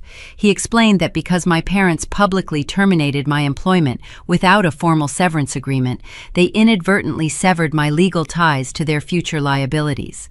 Under Michigan corporate law, a fired employee cannot be held responsible for debt acquired after their forced exit. Thomas promised to file a protective motion before noon, entirely shielding my personal assets from the Chicago Sharks. My parents were officially on their own. With the legal firewall permanently erected, I turned my absolute focus toward the most critical operational day of my career. It was the first major independent rollout of the season. Julian Sterling had entrusted my new fleet with distributing his premium holiday inventory across 4 Midwestern states. We were moving millions of dollars of imported winter truffles, organic poultry, and artisanal baking supplies. The logistical choreography required flawless execution. I leased a temporary dispatch hub on the outskirts of the city and spent the morning monitoring the global positioning systems on my tablet. The space smelled of fresh asphalt and strong black coffee. 50 heavy refrigerated trucks were humming down the interstate, executing their routes perfectly. I was finally operating entirely on my own terms, without the suffocating weight of my family. Lexi, however, refused to accept her total defeat. She was trapped inside a dying warehouse, surrounded by rotting produce and a massive impending foreclosure. Denied legal recourse after her expensive lawyer abandoned ship, she resorted to absolute crude sabotage. She knew she could not beat my software algorithms. She knew she could not win back the premium agricultural vendors. So she decided to attack the physical backbone of my enterprise. She targeted my drivers. Earl was one of my veteran operators. He was a towering man with 30 years of highway experience and a profound disrespect for corporate incompetence. He drove for my parents for a decade before I hired him away. At 2 in the afternoon, Earl pulled his massive Peterbilt 18-wheeler into a sprawling commercial truck stop off Interstate 96 to refuel. The air was thick with the smell of diesel exhaust and freezing rain. As he stood beside the heavy fuel pumps, a sleek black luxury sedan sped into the lot and parked aggressively across 2 spaces. Lexi stepped out into the biting wind. She wore designer sunglasses and a pristine wool trench coat, looking entirely absurd against the gritty backdrop of industrial transport. She approached Earl holding a thick stack of $20 bills. She had maxed out her remaining personal credit cards, taking cash advances at an exorbitant interest rate. Lexi attempted to bribe him right there on the wet concrete. She offered Earl $2,000 in cash if he simply walked away from his rig. She told him to leave the truck parked at the pump and abandon my highly sensitive holiday shipment to spoil. She promised to hire him back at Miller Fine Foods with a substantial raise. She assumed working-class loyalty could be purchased with a handful of wrinkled bills and a condescending smile. Lexi did not understand the architecture of commercial freight. I had already secured the absolute loyalty of my fleet long before this rollout began.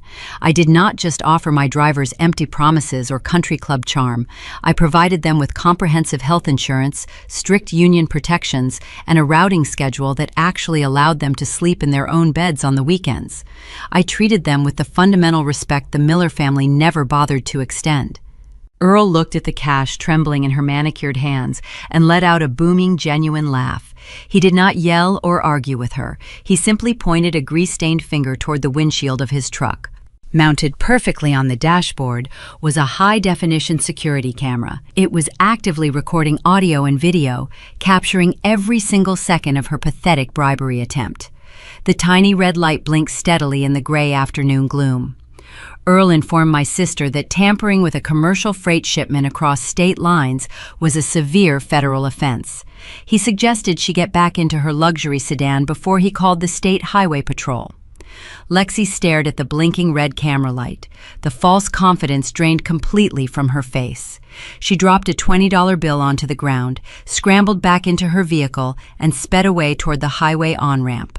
10 minutes later, my tablet chimed. Earl had transmitted the wireless dashcam footage directly to my dispatch server. I sat in my quiet office and watched the high-definition video. I saw my sister shivering in the cold, desperately trying to buy a disaster to save her own fragile ego.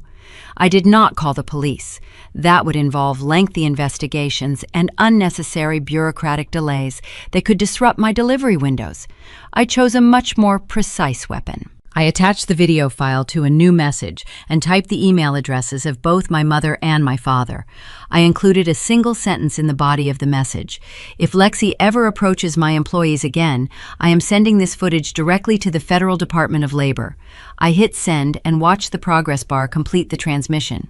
The threat of federal interference completely paralyzed them.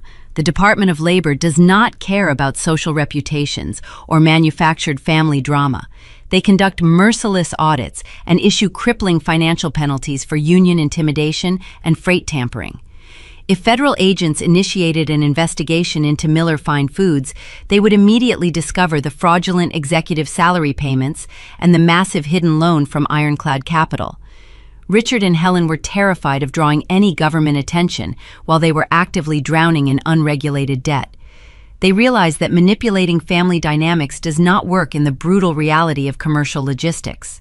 Marcus, my former shift supervisor, texted me an hour later with a final update from their loading docks. My father had physically escorted Lexi into the administrative office and locked the door from the outside. She was officially grounded.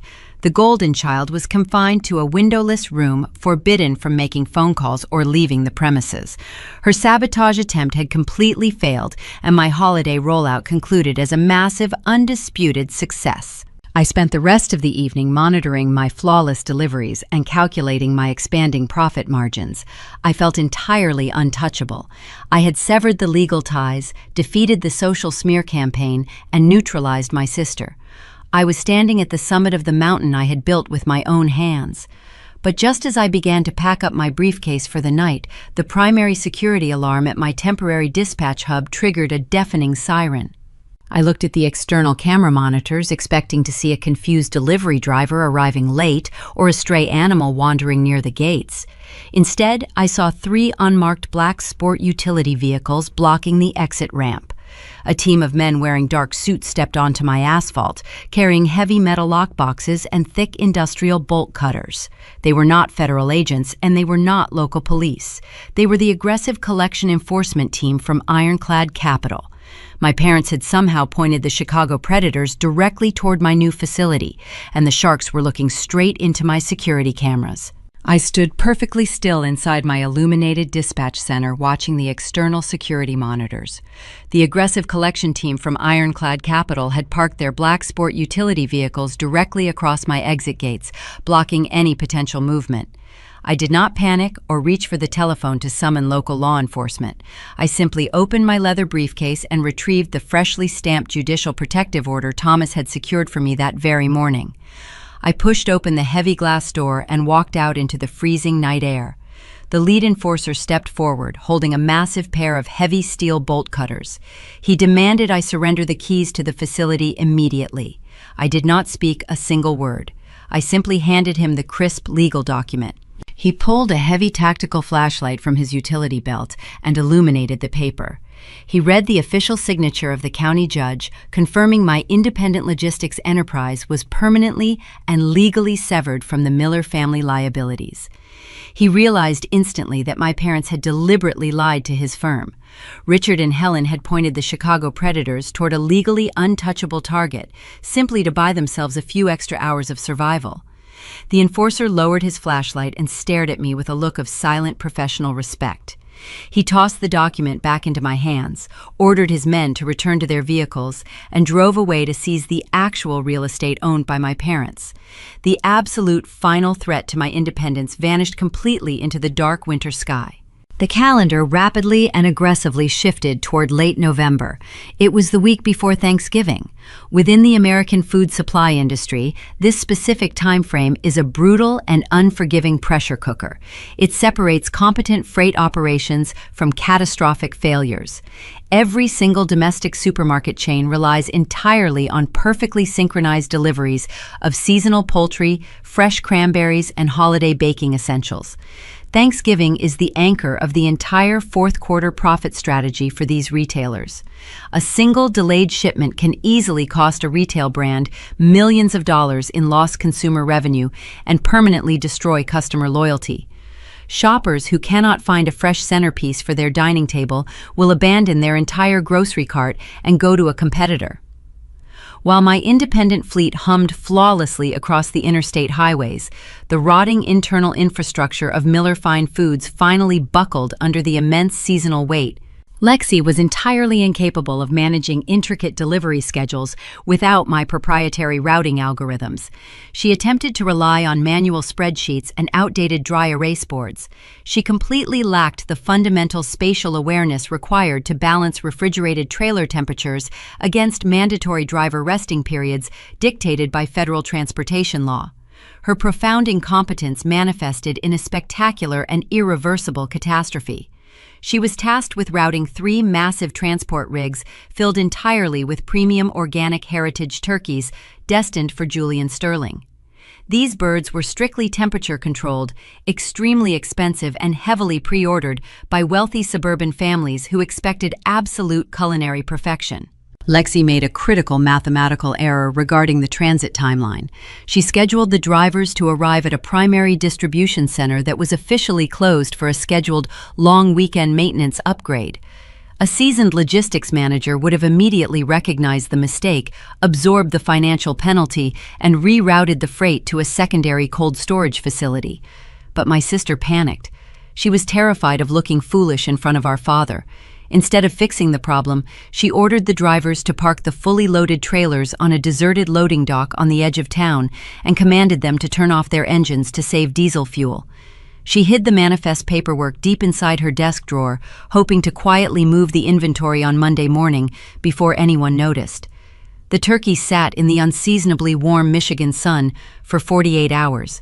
Julian Sterling did not wait for Monday. When his flagship grocery stores reported empty poultry displays on Saturday morning, he initiated an emergency trace using the global positioning chips embedded in the original shipping manifests.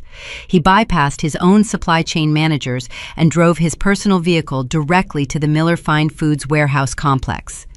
The scene he discovered upon arrival was completely apocalyptic. Blood and melted ice actively leaked from the rear doors of the parked trailers, pooling onto the cracked concrete in thick, dark puddles. The horrific, nauseating smell of rotting meat permeated the crisp autumn air, creating a suffocating cloud of biological decay around the entire commercial facility. Julian walked into the main administrative lobby carrying a terrifying aura of calm, absolute fury. Lexi attempted to deploy her usual pathetic strategy of social manipulation. She greeted him wearing a pristine, tailored designer suit, smiling brightly as if nothing was wrong. She gestured toward a newly purchased luxury machine and offered him a freshly brewed cup of imported espresso. She actually tried to dismiss the massive biological disaster rotting outside the window as a minor clerical glitch caused by a lazy, negligent driver. She believed her manufactured country club charm could somehow erase thousands of pounds of spoiled premium inventory. Julian did not accept the beverage. He looked at my sister with a level of profound, absolute disgust. He cut her off mid-sentence, refusing to entertain her delusional corporate theater. He informed her that reliable character and operational competence are the only currencies that matter in commercial freight. He formally terminated the entire Midwest Grocers contract on the spot, citing extreme breach of performance and gross negligence. He did not simply cancel the remaining holiday orders or demand financial restitution. He announced he was permanently moving his entire massive corporate account to my new logistics company, effective immediately. He turned his back on her stunned face and walked out of the building forever. In a single devastating afternoon, Miller Fine Foods lost its absolute final major financial lifeline. The evaporation of the Sterling account was a fatal terminal wound. The veteran warehouse workers witnessed the entire chaotic confrontation from the adjacent hallway. They saw the rotting, ruined inventory outside and understood the grim reality of the situation. They knew the company payroll accounts were completely drained by the Shark equity payments. Experienced forklift operators and seasoned loading dock managers silently began packing their personal belongings into cardboard boxes. They had dedicated years of their lives to building this enterprise, but their loyalty evaporated in the face of blatant executive incompetence. Marcus, my former shift supervisor, led the spontaneous exodus. He walked over to the main electrical panel and systematically shut down the massive conveyor belts. He dropped his heavy leather work gloves onto the concrete floor and walked out the front door without saying a single goodbye to management. Within 20 minutes, the entire labor force abandoned the property. They left their heavy machinery idling on the floor, refusing to perform free manual labor for a dying, fraudulent empire.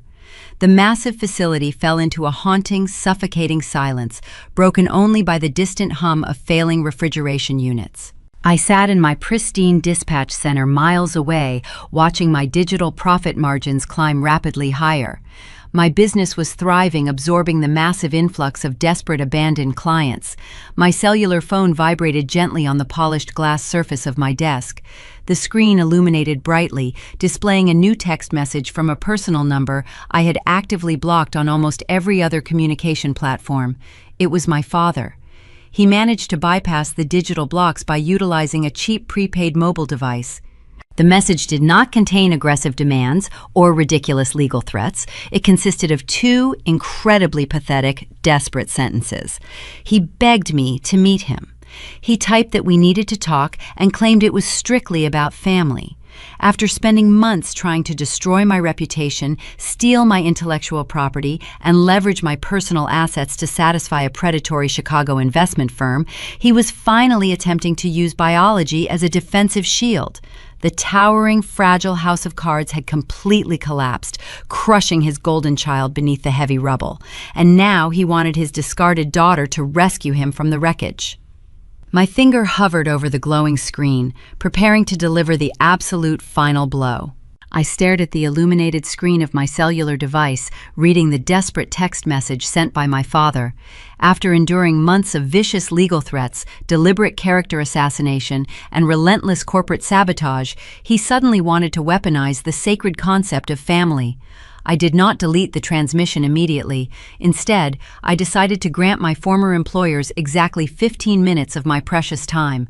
I explicitly chose a neutral location, completely insulated from their toxic, affluent social circles. It was a 24-hour roadside diner located on the desolate industrial edge of town. The establishment featured cracked red vinyl seating, flickering fluorescent overhead lighting, and the heavy, lingering aroma of cheap frying oil mixed with stale coffee. I arrived exactly on time, stepping out of my vehicle into the biting November wind. I pulled my dark wool coat tightly around my shoulders and pushed through the heavy glass entrance doors. A tarnished brass bell chimed brightly above my head, announcing my arrival to the sparse, late-night crowd. I paused in the small tiled entryway, allowing my eyes to fully adjust to the harsh artificial glare of the restaurant. Richard and Helen were already seated inside a corner booth situated near the swinging kitchen doors. I studied my parents from a distance before making my physical presence known. The visible transformation was genuinely staggering. The prominent matriarch and patriarch of the Miller Empire had aged 10 years in the span of a few short weeks. The towering, unwavering arrogance that usually defined their posture had completely evaporated, leaving behind a hollow, fragile shell. My father wore a deeply wrinkled dress shirt, notably lacking his customary expensive silk tie. His shoulders slumped heavily forward under an invisible crushing weight, and his fingers trembled visibly as he gripped a thick ceramic mug. My mother lacked her immaculate country club grooming and precise cosmetic application. Her posture appeared incredibly rigid and frantic. She continuously scanned the greasy linoleum floor, looking exactly like a trapped animal cornered by invisible, dangerous predators. The catastrophic loss of the massive Sterling distribution account, combined with the sudden total labor strike, had finally shattered their grand illusions of invincibility. They were actively bleeding out on the commercial battlefield, and the Chicago equity sharks were aggressively circling the dark water. I navigated silently through the narrow aisles of empty tables and slid into the cold vinyl seat directly opposite them. I did not remove my heavy winter coat or offer any semblance of a warm, polite greeting. An exhausted waitress approached our table, holding a stained glass carafe, but I waved her away decisively, declining any warm beverages. I placed my bare hands flat onto the scratched formica surface and waited in absolute punishing silence. My father cleared his throat loudly, attempting to summon his former authoritative baritone voice. The resulting sound emerged thin, raspy, and entirely unconvincing. He immediately launched into a rambling, disorganized monologue regarding the unpredictable, volatile nature of commercial logistics and the highly unfortunate mistakes occasionally made by inexperienced junior managers. He deliberately avoided mentioning Lexi by name, steadfastly refusing to assign direct accountability to his favorite child. He spoke vaguely about seasonal supply chain disruptions and unexpected temporary cash flow shortages. I maintained strict, unbroken eye contact, refusing to offer any sympathetic nods or verbal validation to his pathetic string of lies. When the vague corporate excuses completely failed to provoke an emotional reaction from me, my mother abruptly commandeered the conversation. She leaned aggressively across the small table, attempting to project a synthetic aura of deep maternal warmth. She presented their ultimate desperate proposition. Helen formally offered me the grand title of Co-Chief Executive Officer of Miller Fine Foods. She spoke the fabricated title aloud as if she were bestowing a rare historical knighthood upon a lowly servant. She proposed that we officially combine our respective logistical resources. She demanded I immediately merge my pristine independent delivery contracts, my proprietary routing software, and my massive newly acquired liquid capital directly back into their rotting corporate framework. The sheer unfathomable audacity of her pitch was truly mesmerizing.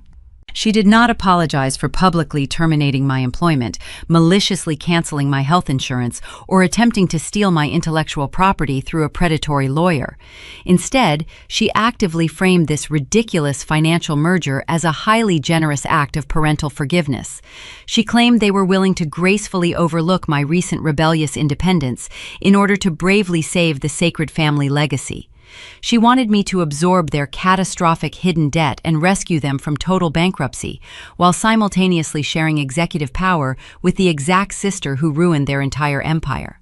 As she finished outlining this astonishingly delusional survival strategy, Helen reached across the sticky table surface. She extended her manicured fingers and gently tucked a stray strand of dark hair carefully behind my left ear. The pebble dropped directly into the center of my chest, sending a freezing, jagged ripple through my entire nervous system. It was a highly specific counterfeit gesture of affection. Over the past 3 decades, my mother only executed that exact physical movement when she required something deeply sacrificial from me. She tucked my hair behind my ear when she previously asked me to surrender my university savings to fund a vanity remodeling project for the estate kitchen. She performed the identical motion when she demanded I cancel my rare vacation days to cover a brutal holiday dispatch shift. The intimate physical contact was never rooted in genuine maternal care. It was a calculated psychological trigger specifically designed to extract maximum compliance from a gullible daughter. I looked closely at the trembling, exhausted hands of my father and the forced, unnatural smile plastered tightly across my mother's face. The absolute foundational truth of my entire existence finally crystallized under the harsh diner lights. Their love was entirely and permanently transactional. I was never a cherished human being in their eyes. I was merely an expandable biological utility. I was a living insurance policy bred specifically to absorb their failures and quietly subsidize their extravagant, comfortable lifestyles. They did not actually miss their estranged daughter. They simply missed the obedient, silent machine that reliably generated their wealth. The very last, lingering, microscopic shred of familial obligation I carried inside my heart completely dissolved into the greasy air of the restaurant.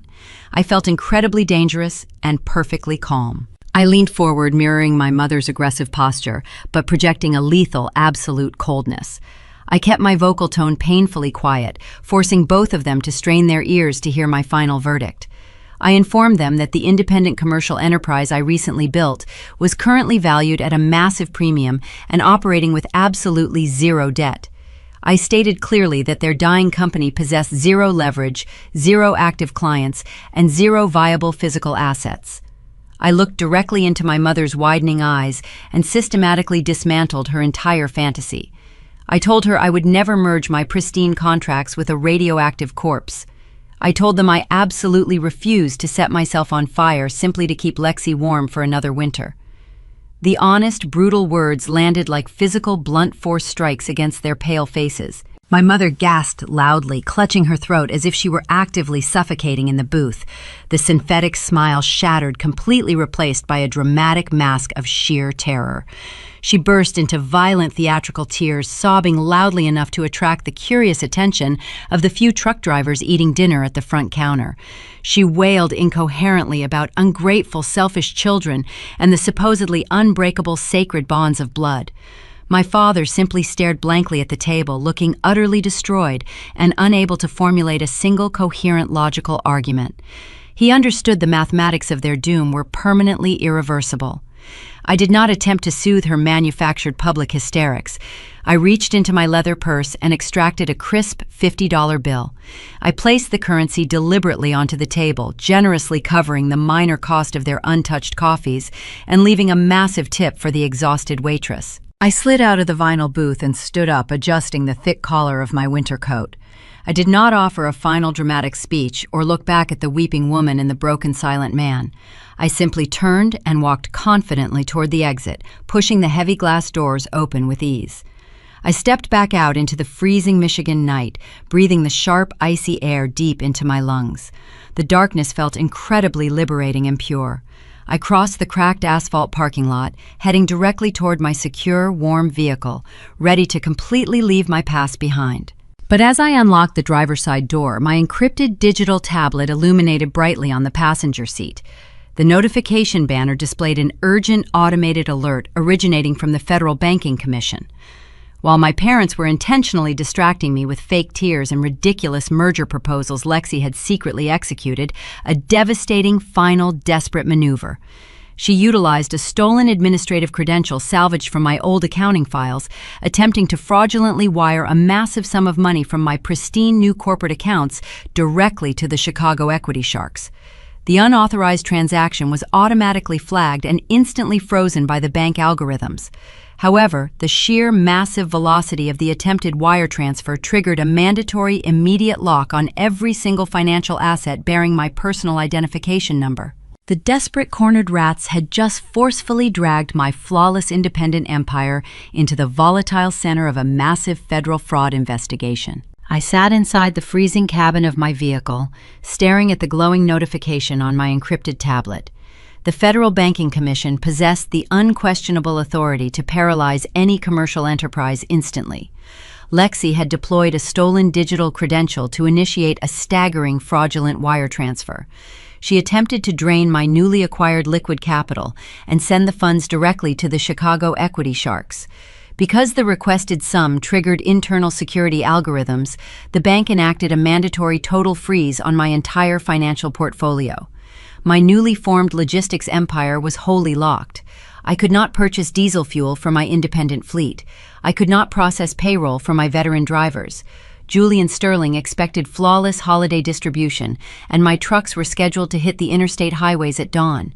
If I did not unlock those accounts before sunrise, my business would suffocate and die. I started the engine and drove aggressively toward the downtown financial district.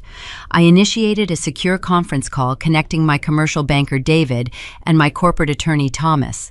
The audio feed crackled softly through the vehicle speakers as I navigated the desolate midnight streets.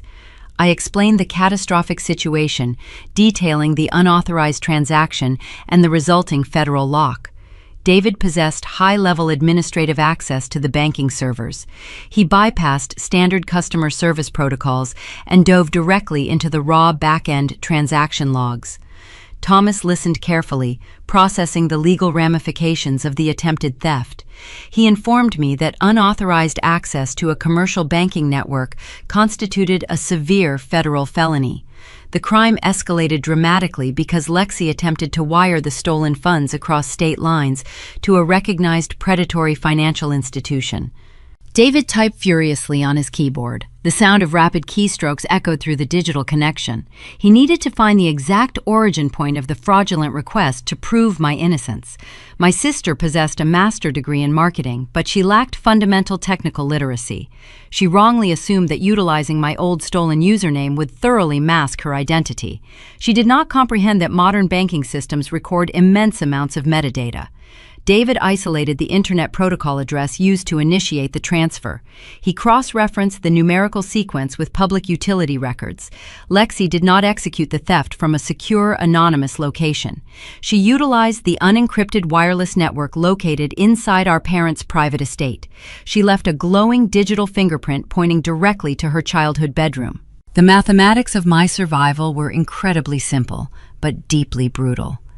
Thomas explained the Federal Banking Commission required undeniable proof of external malicious activity to lift the total freeze. We could not simply submit a polite written complaint or wait for a standard internal review. The only legally recognized method to instantly unlock my corporate funds was to file a formal criminal affidavit with the Federal Bureau of Investigation. I had to officially accuse my biological sister of sprawling interstate wire fraud and identity theft. I pulled my sedan into the dark parking structure adjacent to the bank headquarters. I shifted the transmission into park and let the engine idle. I thought about the sheer terror my mother manufactured inside the diner just hours ago. I remembered the counterfeit gesture of affection and the transactional nature of their supposed love. I did not hesitate for another second. I gave Thomas the authorization to draft the criminal affidavit and submit the digital server logs to the federal authorities. I spent the next 4 hours sitting in a sterile conference room with David and Thomas, drinking bitter coffee and waiting for the bureaucratic machinery to process our strike. The sun slowly crested over the Grand Rapids skyline, painting the city in shades of pale orange and cold gray. At exactly 6 in the morning, the Federal Banking Commission reviewed the forensic evidence. They recognized the fraudulent nature of the wire transfer and immediately nullified the transaction. The heavy digital lock restricting my accounts vanished. My liquid capital was fully restored. I authorized the immediate release of funds to purchase thousands of gallons of diesel fuel. I watched my encrypted tablet as the global positioning chips inside my fleet began moving simultaneously. The critical Thanksgiving rollout proceeded flawlessly. My independent drivers hit the interstate highways carrying premium organic inventory while I firmly secured my financial fortress. The federal authorities moved with terrifying velocity. Wire fraud involving substantial sums of money and predatory equity firms triggers an immediate aggressive response from law enforcement. I did not drive back to my apartment to sleep. I drove my vehicle toward the affluent suburban neighborhood where I was raised. I parked my car 3 blocks away from my parents' estate, concealing my presence behind a thick row of towering pine trees. I watched the consequences of my sister's profound hubris unfold in real time. 3 dark armored vehicles belonging to the Federal Bureau arrived at the property. Heavily armed agents wearing tactical vests swarmed the pristine manicured lawn. They did not knock politely or request a convenient meeting. They breached the heavy oak front door and flooded the interior of the mansion. Through the large bay windows, I observed the chaotic scene playing out inside the luxurious living room. My mother was utterly hysterical, waving her arms frantically while agents systematically confiscated personal computers and digital tablets. My father stood frozen in the center of the room, looking entirely helpless as his carefully constructed illusion of wealth was violently dismantled by federal investigators. And then they brought Lexi outside. The golden child was not wearing designer sunglasses or projecting country club arrogance. She wore plain gray sweatpants, and her hands were heavily restrained behind her back with thick steel cuffs. Two stern agents escorted her down the wide brick driveway and placed her into the rear compartment of an armored vehicle. She attempted to manipulate the commercial freight industry, and she ultimately triggered her own devastating destruction. The doors slammed shut, echoing loudly across the quiet, affluent neighborhood. I watched the federal convoy drive away, carrying my sister toward a grim concrete holding cell. A strange sense of hollow vindication washed over my exhausted body. I had successfully defended my new enterprise and permanently neutralized the most dangerous internal threat. But the destruction of the Miller family was not entirely complete. My cellular phone vibrated, pulling my attention away from the raided estate. The caller identification displayed the private Chicago number belonging to Ironclad Capital. The predatory equity firm possessed vast intelligence networks, and they had already received notification of the federal raid. The lead collection enforcer spoke with a terrifyingly calm voice. He informed me that because my parents were now actively implicated in a federal wire fraud investigation, Ironclad was executing the ultimate penalty clause hidden deep within their original loan contract. The Chicago Sharks realized their secret money laundering operation disguised as an executive salary was exposed. They needed to immediately sever all ties with the toxic Miller family and extract their remaining capital before federal prosecutors froze the entire estate. The enforcer stated that Ironclad Capital was bypassing standard foreclosure procedures.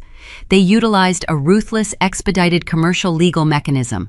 The entire family business, the sprawling warehouse, the rotting inventory, and the massive private estate were scheduled for a binding public liquidation auction. The event would occur exactly 48 hours after the Thanksgiving holiday. The enforcer abruptly disconnected the call, leaving me listening to the dead silence of the cellular network. My parents had sacrificed everything to protect their favorite daughter, and now they had lost both her and their entire empire. I started my engine and drove away from the empty house, realizing I possessed the exact amount of liquid capital required to purchase the very ground they stood upon. Exactly 30 days evaporated since the bitter encounter inside the greasy roadside diner. A fierce cold front descended upon the region, coating the city in thick sheets of gray ice. While the physical landscape froze completely solid, my independent logistics operation caught absolute fire. We absorbed the massive holiday distribution volumes with lethal precision.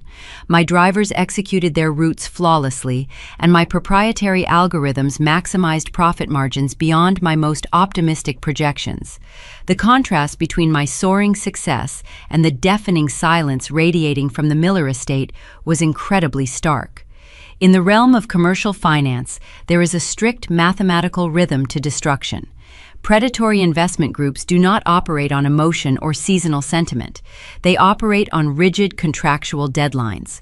When the 30 days of grace following their initial default expired, the Chicago firm executed their most devastating legal maneuver. A process server, wearing a heavy winter coat, arrived at the main administrative building holding a thick stack of certified documents. He bypassed the empty reception desk and taped the papers directly onto the glass office door. It was the official notice of foreclosure. Ironclad Capital formally initiated the total physical seizure of the property. The legal injunction specifically targeted the massive refrigerated warehouse, the aging fleet of delivery trucks, and every single piece of remaining commercial equipment. The Millers possessed absolutely zero incoming revenue to satisfy the missed payments. They lacked any viable clients to demonstrate future earning potential to a judge. Furthermore, because their previous aggressive attorney abandoned them, they possessed absolutely no legal standing to fight the injunction in a courtroom. A court-appointed receiver arrived the following morning, accompanied by a private security detail and a team of forensic accountants. They acted swiftly and mercilessly. The receiver systematically inventoried every pallet of abandoned produce, every forklift, and every desktop computer. They stripped the remaining dignity from the building. Heavy steel chains were wrapped tightly around the loading dock gates. The locks were permanently changed. The family legacy was officially chained shut. The true horror of their situation ran much deeper than losing a commercial building. I sat in my warm, comfortable office reviewing public property records through a secure county database. When my father originally secured the massive influx of cash to satisfy the disastrous European debts accumulated by my sister, he encountered a severe valuation gap. The aging warehouse simply did not hold enough inherent equity to cover the exorbitant sum he borrowed. To bridge that massive financial canyon, my parents made a fatal, incredibly foolish decision. They pledged their private luxury estate as secondary collateral. They tied their personal sanctuary directly to the toxic corporate loan. If the commercial liquidation failed to satisfy the principal amount, plus the staggering predatory interest rates Ironclad possessed, the absolute legal right to seize the family residence, they were trapped inside a cage built entirely by their own arrogance. Richard and Helen sat in their lavish living room, surrounded by expensive imported furniture, watching the enterprise they violently stole from me slip rapidly into hostile receivership. The protective walls of their affluent lifestyle were crumbling. Catastrophic personal bankruptcy was no longer a theoretical threat floating in the distance. It was an impending certainty rushing toward them. Lexi was noticeably absent from the entire defensive effort. Her previous manufactured bravado vanished completely when the reality of potential homelessness loomed. She caused the fatal wound, but contributed absolutely nothing to the survival strategy. This terrifying reality manifested digitally. My cellular phone became a daily repository for my father's mounting panic. Richard began leaving lengthy, pathetic voicemails. I routed his specific contact number directly to an automated recording system. I would sit at my polished desk, drinking hot green tea and listening to his deteriorating voice through a high-fidelity speaker. He completely abandoned his previous authoritative tone. He begged me to contact my commercial banker immediately. He pleaded with me to utilize my newly acquired liquid capital to purchase the toxic debt directly from the Chicago firm. To understand Richard, you must recognize his fundamental belief in inherent hierarchy. He always assumed he could command total obedience from his subordinates. He viewed me strictly as a permanent subordinate. Hearing him verbally grovel shattered the final lingering illusion of his power. He actually believed I would jeopardize my thriving, secure enterprise to save the luxury home he purchased while paying me a substandard wage for a decade. He attempted to frame the desperate request as an exclusive investment opportunity, promising to pay me back with interest once the market stabilized. It was a spectacular display of profound financial delusion. He possessed zero leverage and zero credibility, yet he still tried to negotiate from a position of imagined strength. I let every single message echo into the silent room. I refused to press the callback button. I was never going to execute a miraculous 11th-hour bailout. I spent 10 years sacrificing my physical health and mental sanity to maintain their comfortable existence. My charity was permanently exhausted. I felt a profound, icy calm settling over my conscience. I intended to let the brutal legal process consume them entirely. Instead of rescuing my betrayers, I instructed my attorney Thomas to actively monitor the foreclosure proceedings. Ironclad had absolutely no interest in managing an agricultural distribution hub in Michigan. They were a financial institution seeking fast, liquid returns. The inevitable outcome of this receivership was a massive public liquidation auction. I planned to attend that specific event in person. I wanted to stand on the auction floor and purchase the remaining valuable logistical assets at a fraction of their actual worth. I would buy the literal bones of the family empire, utilizing the exact wealth they tried to steal from me. I wanted to watch the gavel fall and legally finalize my absolute victory.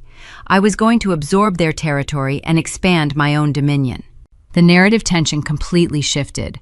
The core question was no longer whether the Miller family would survive the winter. Their destruction was absolute and irreversible. The new central conflict revolved around exactly how public and humiliating their ultimate downfall would become. As Thomas forwarded the official auction date to my digital calendar, a highly dangerous variable suddenly emerged. He uncovered a secondary corporate entity quietly registering for the same bidding event. This rival bidder was not a local competitor or a random real estate investor looking for a quick profit. The holding company traced directly back to Julian Sterling. Julian built his premium grocery empire by vertically integrating his supply chain. He did not simply want to rent delivery trucks forever. He possessed a ruthless appetite for physical real estate and total control. If he purchased the Miller warehouse out from under me, he could potentially cut my independent firm out of the equation entirely. He could turn my greatest victory into a sudden existential threat. My largest client and primary benefactor was secretly preparing to bid against me for the exact same territory, proving that, in the American corporate landscape, loyalty only lasts until the next profitable opportunity arises. The annual Great Lakes Food and Beverage Expo is the undisputed crown jewel of the Midwestern agricultural commerce circuit. Held inside a sprawling metallic convention center in downtown Detroit, the event serves as a glittering arena where regional fortunes are either miraculously forged or brutally dismantled. Massive crystalline chandeliers hang from vaulted ceilings, casting a warm golden glow over thousands of industry professionals. For 3 consecutive days, the massive exhibition floor transforms into a relentless theater of high-level networking. Corporate buyers negotiate multi-million-dollar supply contracts over plates of seared scallops and flutes of imported champagne. I arrived at the grand closing gala wearing a perfectly tailored emerald green evening gown. I moved through the crowded ballroom with a profound sense of absolute untouchable calm. My independent logistics firm was officially the most profitable new enterprise in the room. I held an impenetrable fortress of lucrative delivery contracts and possessed zero corporate debt. My presence commanded immediate respect from the exact same corporate executives who once actively ignored me. Despite their catastrophic public collapse, my family somehow managed to secure entry to the exclusive event. I spotted them lingering near the perimeter of a towering ice sculpture positioned by the primary cocktail bar.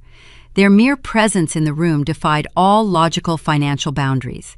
The Chicago equity sharks had successfully foreclosed on their commercial warehouse, and federal investigators were actively building a massive criminal indictment against them.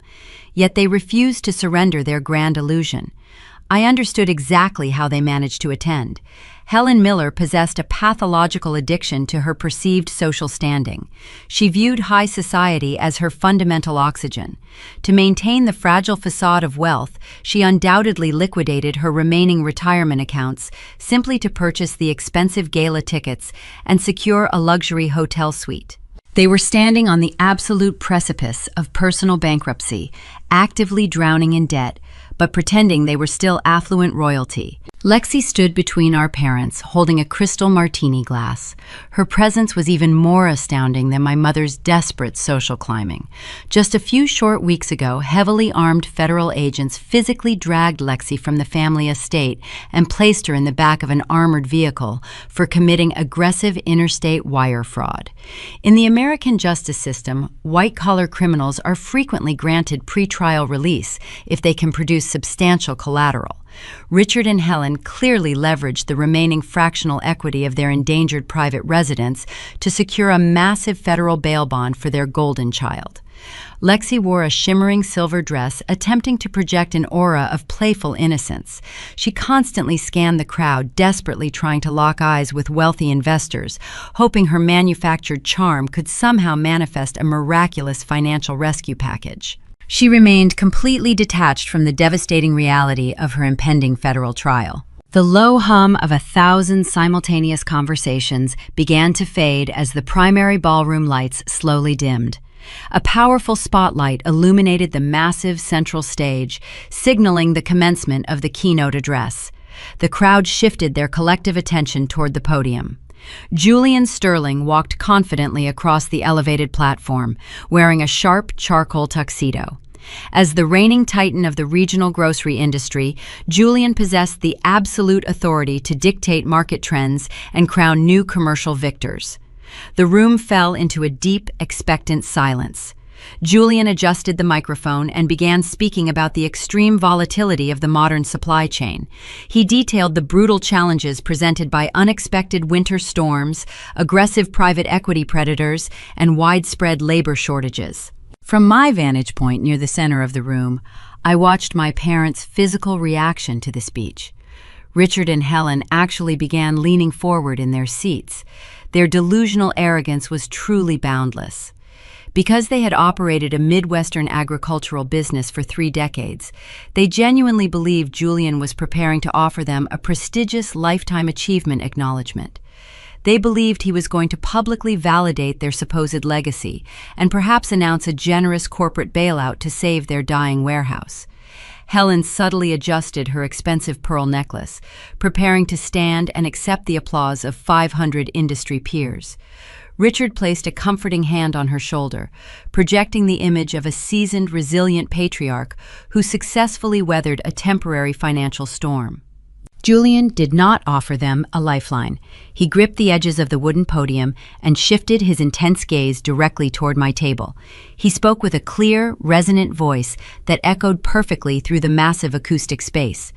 Julian announced that during the chaotic Thanksgiving crisis, his entire corporate inventory was pushed to the absolute brink of total biological ruin. He explicitly stated that standard logistics providers failed completely. He then called my name. He directed the spotlight to illuminate my position in the crowd. Julian publicly praised my newly formed independent company for executing a flawless emergency rollout under impossible pressure. He credited my proprietary routing algorithms and my highly disciplined veteran drivers for single-handedly saving the regional holiday supply chain. The entire ballroom erupted into genuine, thunderous applause. I offered a slight respectful nod toward the stage, feeling the heavy, undeniable weight of total professional validation. The praise was incredibly satisfying, but Julian was not finished speaking. He raised a hand to quiet the applause and proceeded to deliver the ultimate devastating payoff. He transitioned his speech to address the vital importance of physical infrastructure. Julian confirmed the rumors circulating throughout the convention center. He officially announced that Sterling Grocers had successfully purchased the sprawling Miller Fine Foods warehouse directly from the Chicago equity firm during the closed-door liquidation auction.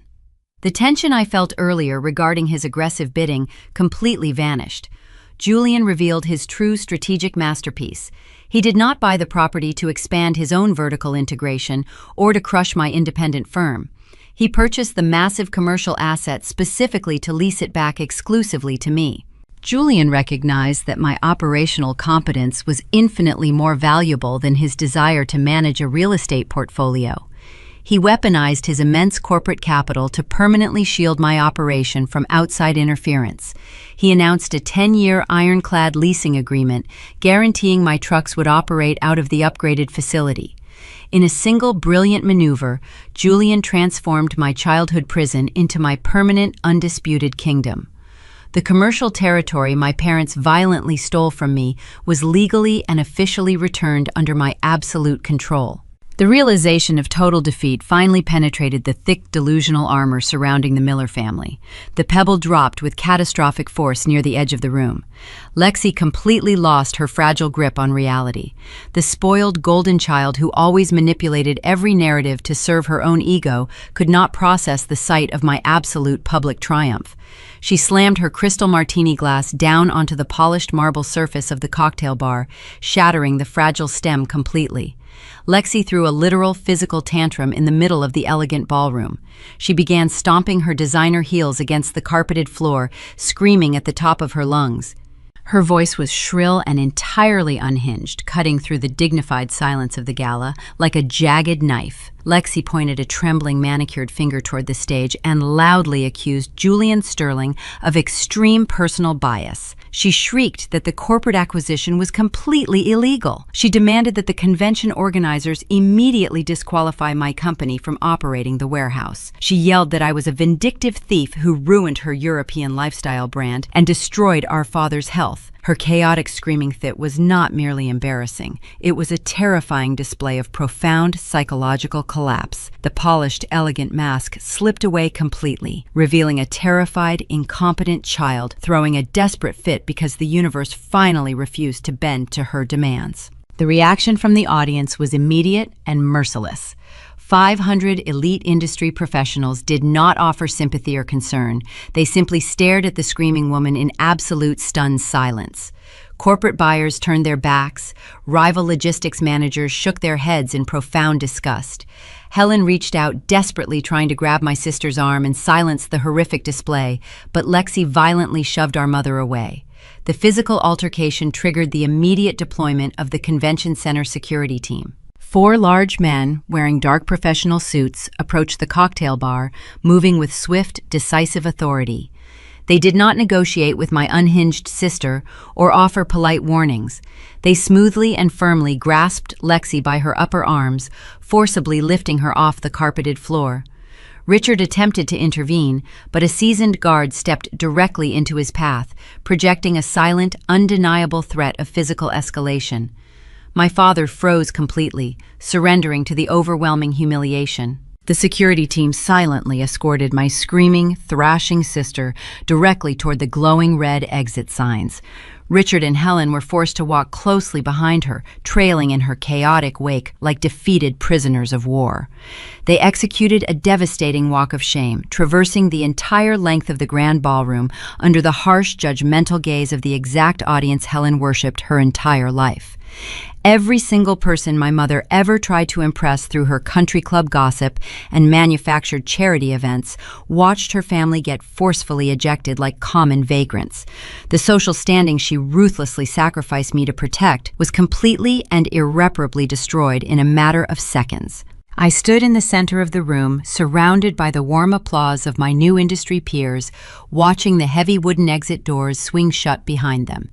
I had reclaimed my proprietary software, built an untouchable corporate fortress, and secured the massive physical warehouse.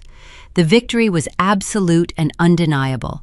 But as the gala transitioned back into a celebration of music and clinking glasses, Julian walked down from the stage and approached my table. He handed me a heavy brass keyring containing the master access keys to my new facility.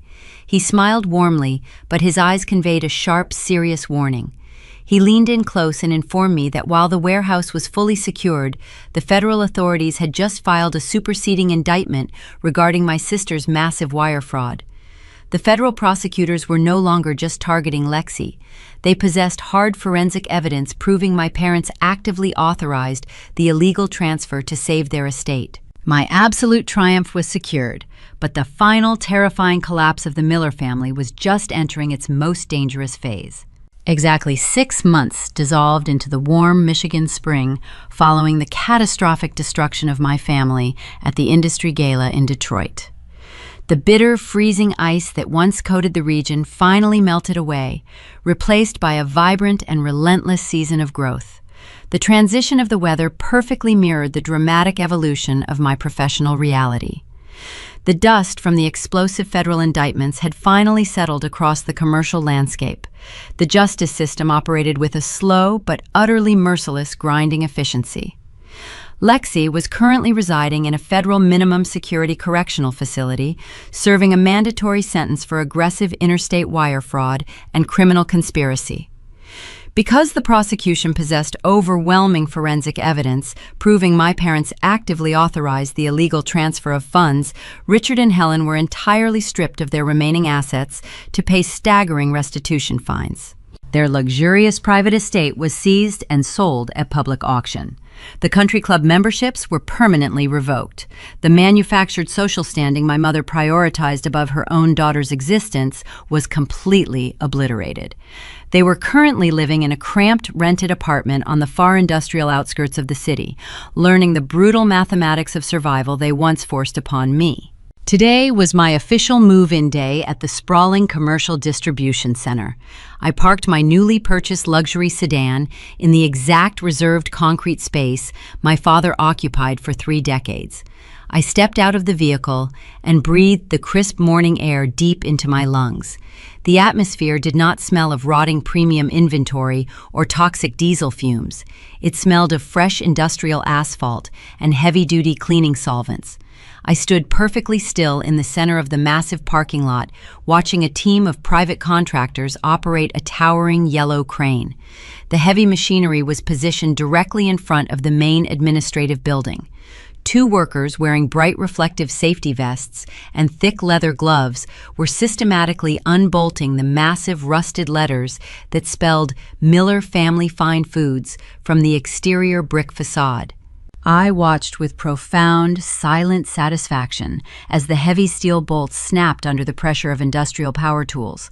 The old letters were lowered unceremoniously onto the rough concrete surface of the parking lot, clanking loudly as they hit the ground.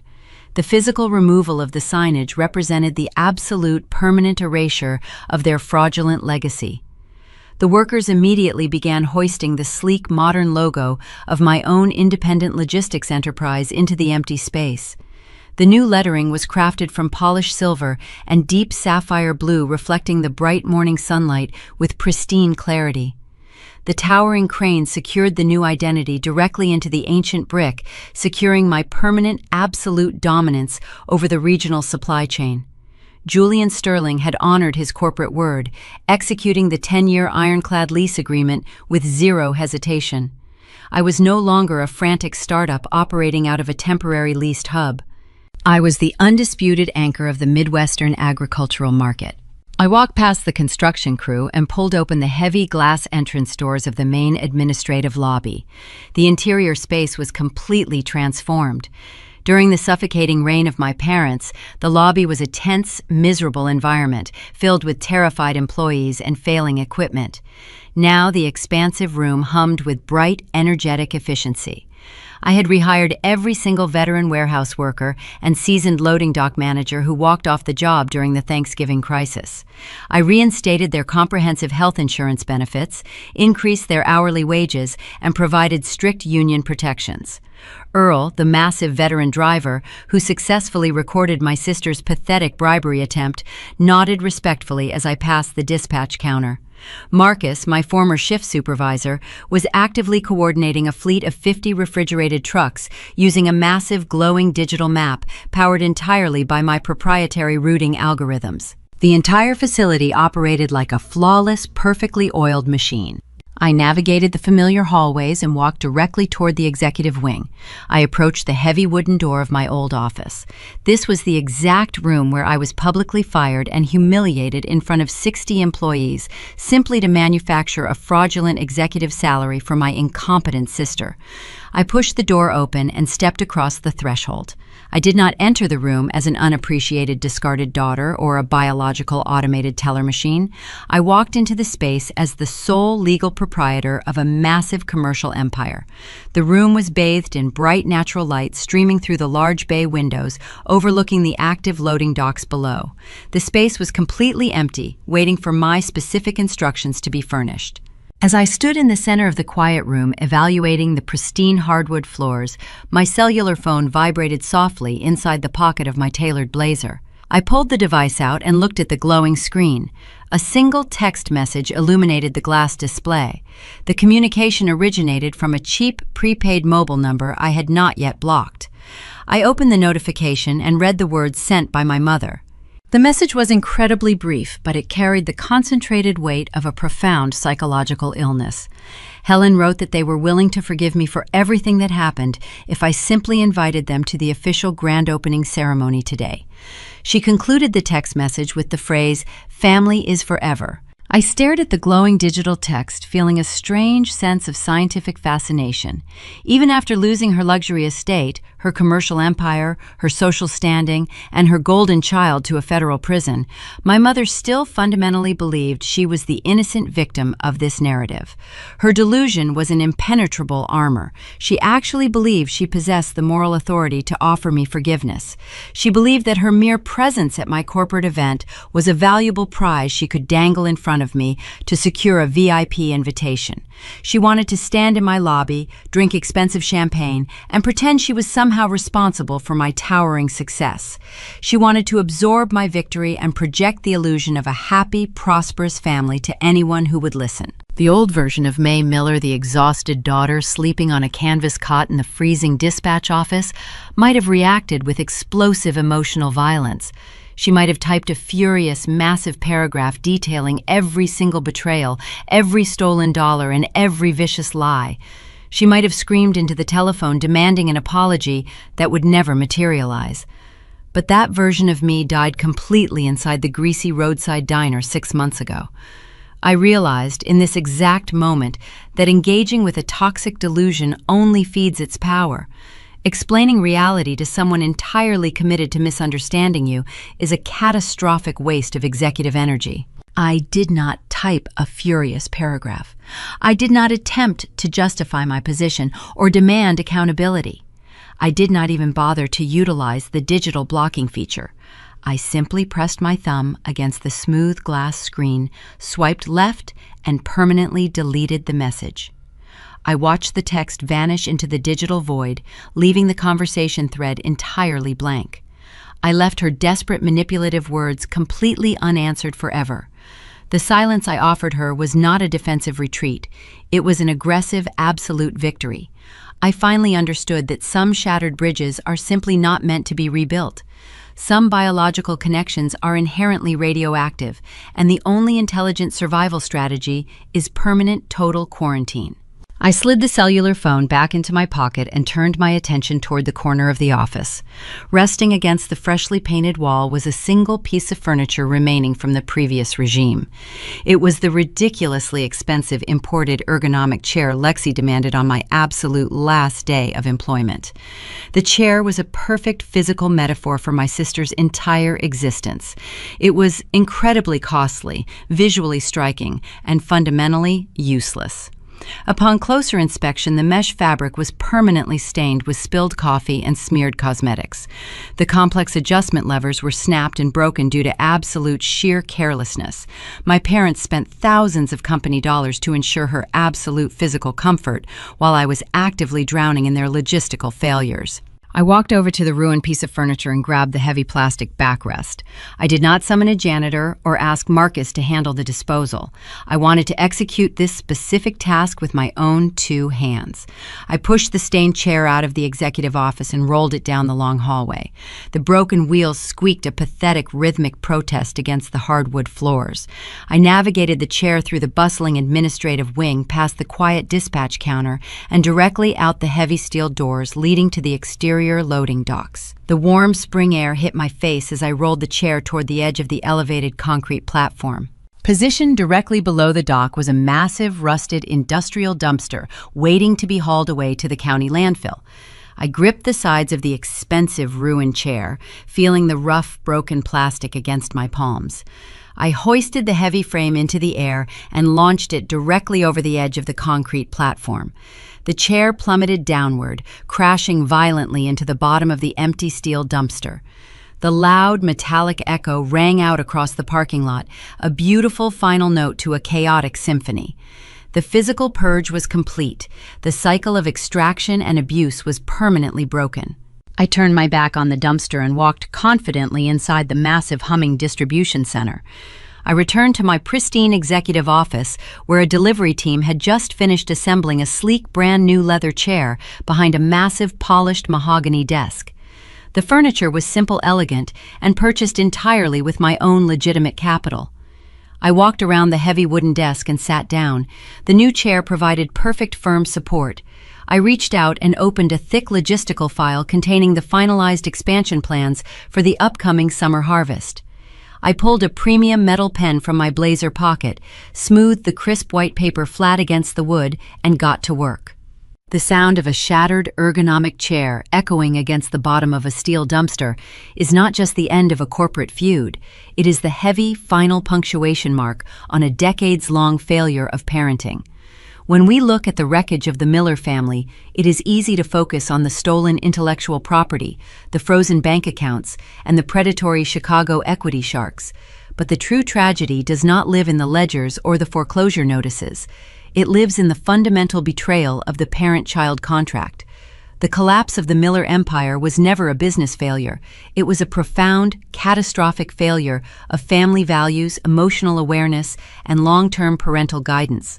In traditional American culture, the family structure is often viewed as the ultimate sanctuary, a safe harbor where children are nurtured, taught accountability, and prepared for the brutal realities of the outside world. We believe in fairness, we celebrate hard work, we tell our children that character is the ultimate currency. Yet Richard and Helen Miller built a towering house of cards by actively violating every single one of these sacred principles. They did not raise two daughters, they cultivated a parasite and a pack mule, and in doing so, they engineered their own spectacular destruction. Let us examine the toxic architecture of favoritism, beginning with the golden child. Lexi was not born a corporate saboteur or a federal criminal. She was molded into one by parents who fundamentally misunderstood the concept of love. In their desperate attempt to shield their favorite daughter from discomfort, Richard and Helen completely paralyzed her. They confused indulgence with affection. Whenever Lexi stumbled from her disastrous European lifestyle brand to her staggering overseas debts, her parents rushed in with checkbooks and fraudulent executive titles to soften the blow. They robbed her of the most vital developmental experience a human being can have, the natural consequence of failure. When we protect our children from their own mistakes, we do not make them safe. We make them incredibly dangerous. True family responsibility requires the agonizing discipline to let your child fall so they can learn the biomechanics of standing back up. Because Lexi was never forced to carry the weight of her own actions, she developed a lethal, unearned arrogance. She believed she could bribe a veteran truck driver with a handful of cash. She believed she could execute massive interstate wire fraud without leaving a digital footprint. Her parents built a protective bubble of delusion around her, completely failing to prepare her for an American society that eventually demands competence over country club charm. When the real world finally pierced that bubble, it did not just pop, it detonated, taking the entire family legacy with it. On the opposite end of this deeply broken spectrum stood May. If Lexi was the victim of toxic indulgence, May was the casualty of conditional, transactional love. The Millers viewed their younger daughter not as a human being requiring emotional support, but as a biological utility. They extracted her labor, her youth, and her brilliant logistical mind, rewarding her 80-hour work weeks with a canvas cot in a freezing dispatch office. They committed the ultimate sin of parenting. They made their love contingent upon her usefulness. Raising children with emotional awareness means recognizing their inherent worth simply because they exist, not because they can subsidize your lifestyle. Fairness is the bedrock of trust within a traditional family structure. When a child senses that the rules are rigged, when they realize their sweat is merely financing the luxurious irresponsibility of a sibling, a deep, permanent rot sets into the foundation of the relationship. The moment Helen reached across that diner table to tuck a strand of hair behind May's ear, the counterfeit nature of their bond was permanently exposed. Children possess a terrifyingly accurate radar for authenticity. You cannot fake emotional connection when your hands are simultaneously reaching for their wallet. Honesty in parenting is not just about telling the truth. It is about acting with absolute transparent integrity. The Millers' downfall forces us to hold a harsh mirror up to our own family dynamics. Are we raising resilient adults, or are we enabling future disasters? Are we distributing our love equitably, or are we quietly assigning our children rigid, suffocating roles? The long-term guidance of a child requires an immense amount of moral courage. It requires the strength to say no to the golden child and the grace to say thank you to the capable one. If Richard and Helen had possessed an ounce of this emotional awareness, they would be sitting in a thriving generational warehouse today, rather than a cramped rented apartment on the industrial outskirts of town. Instead, they are left with the cold ashes of their legacy, wondering how it all burned down, utterly blind to the fact that they handed their children the matches.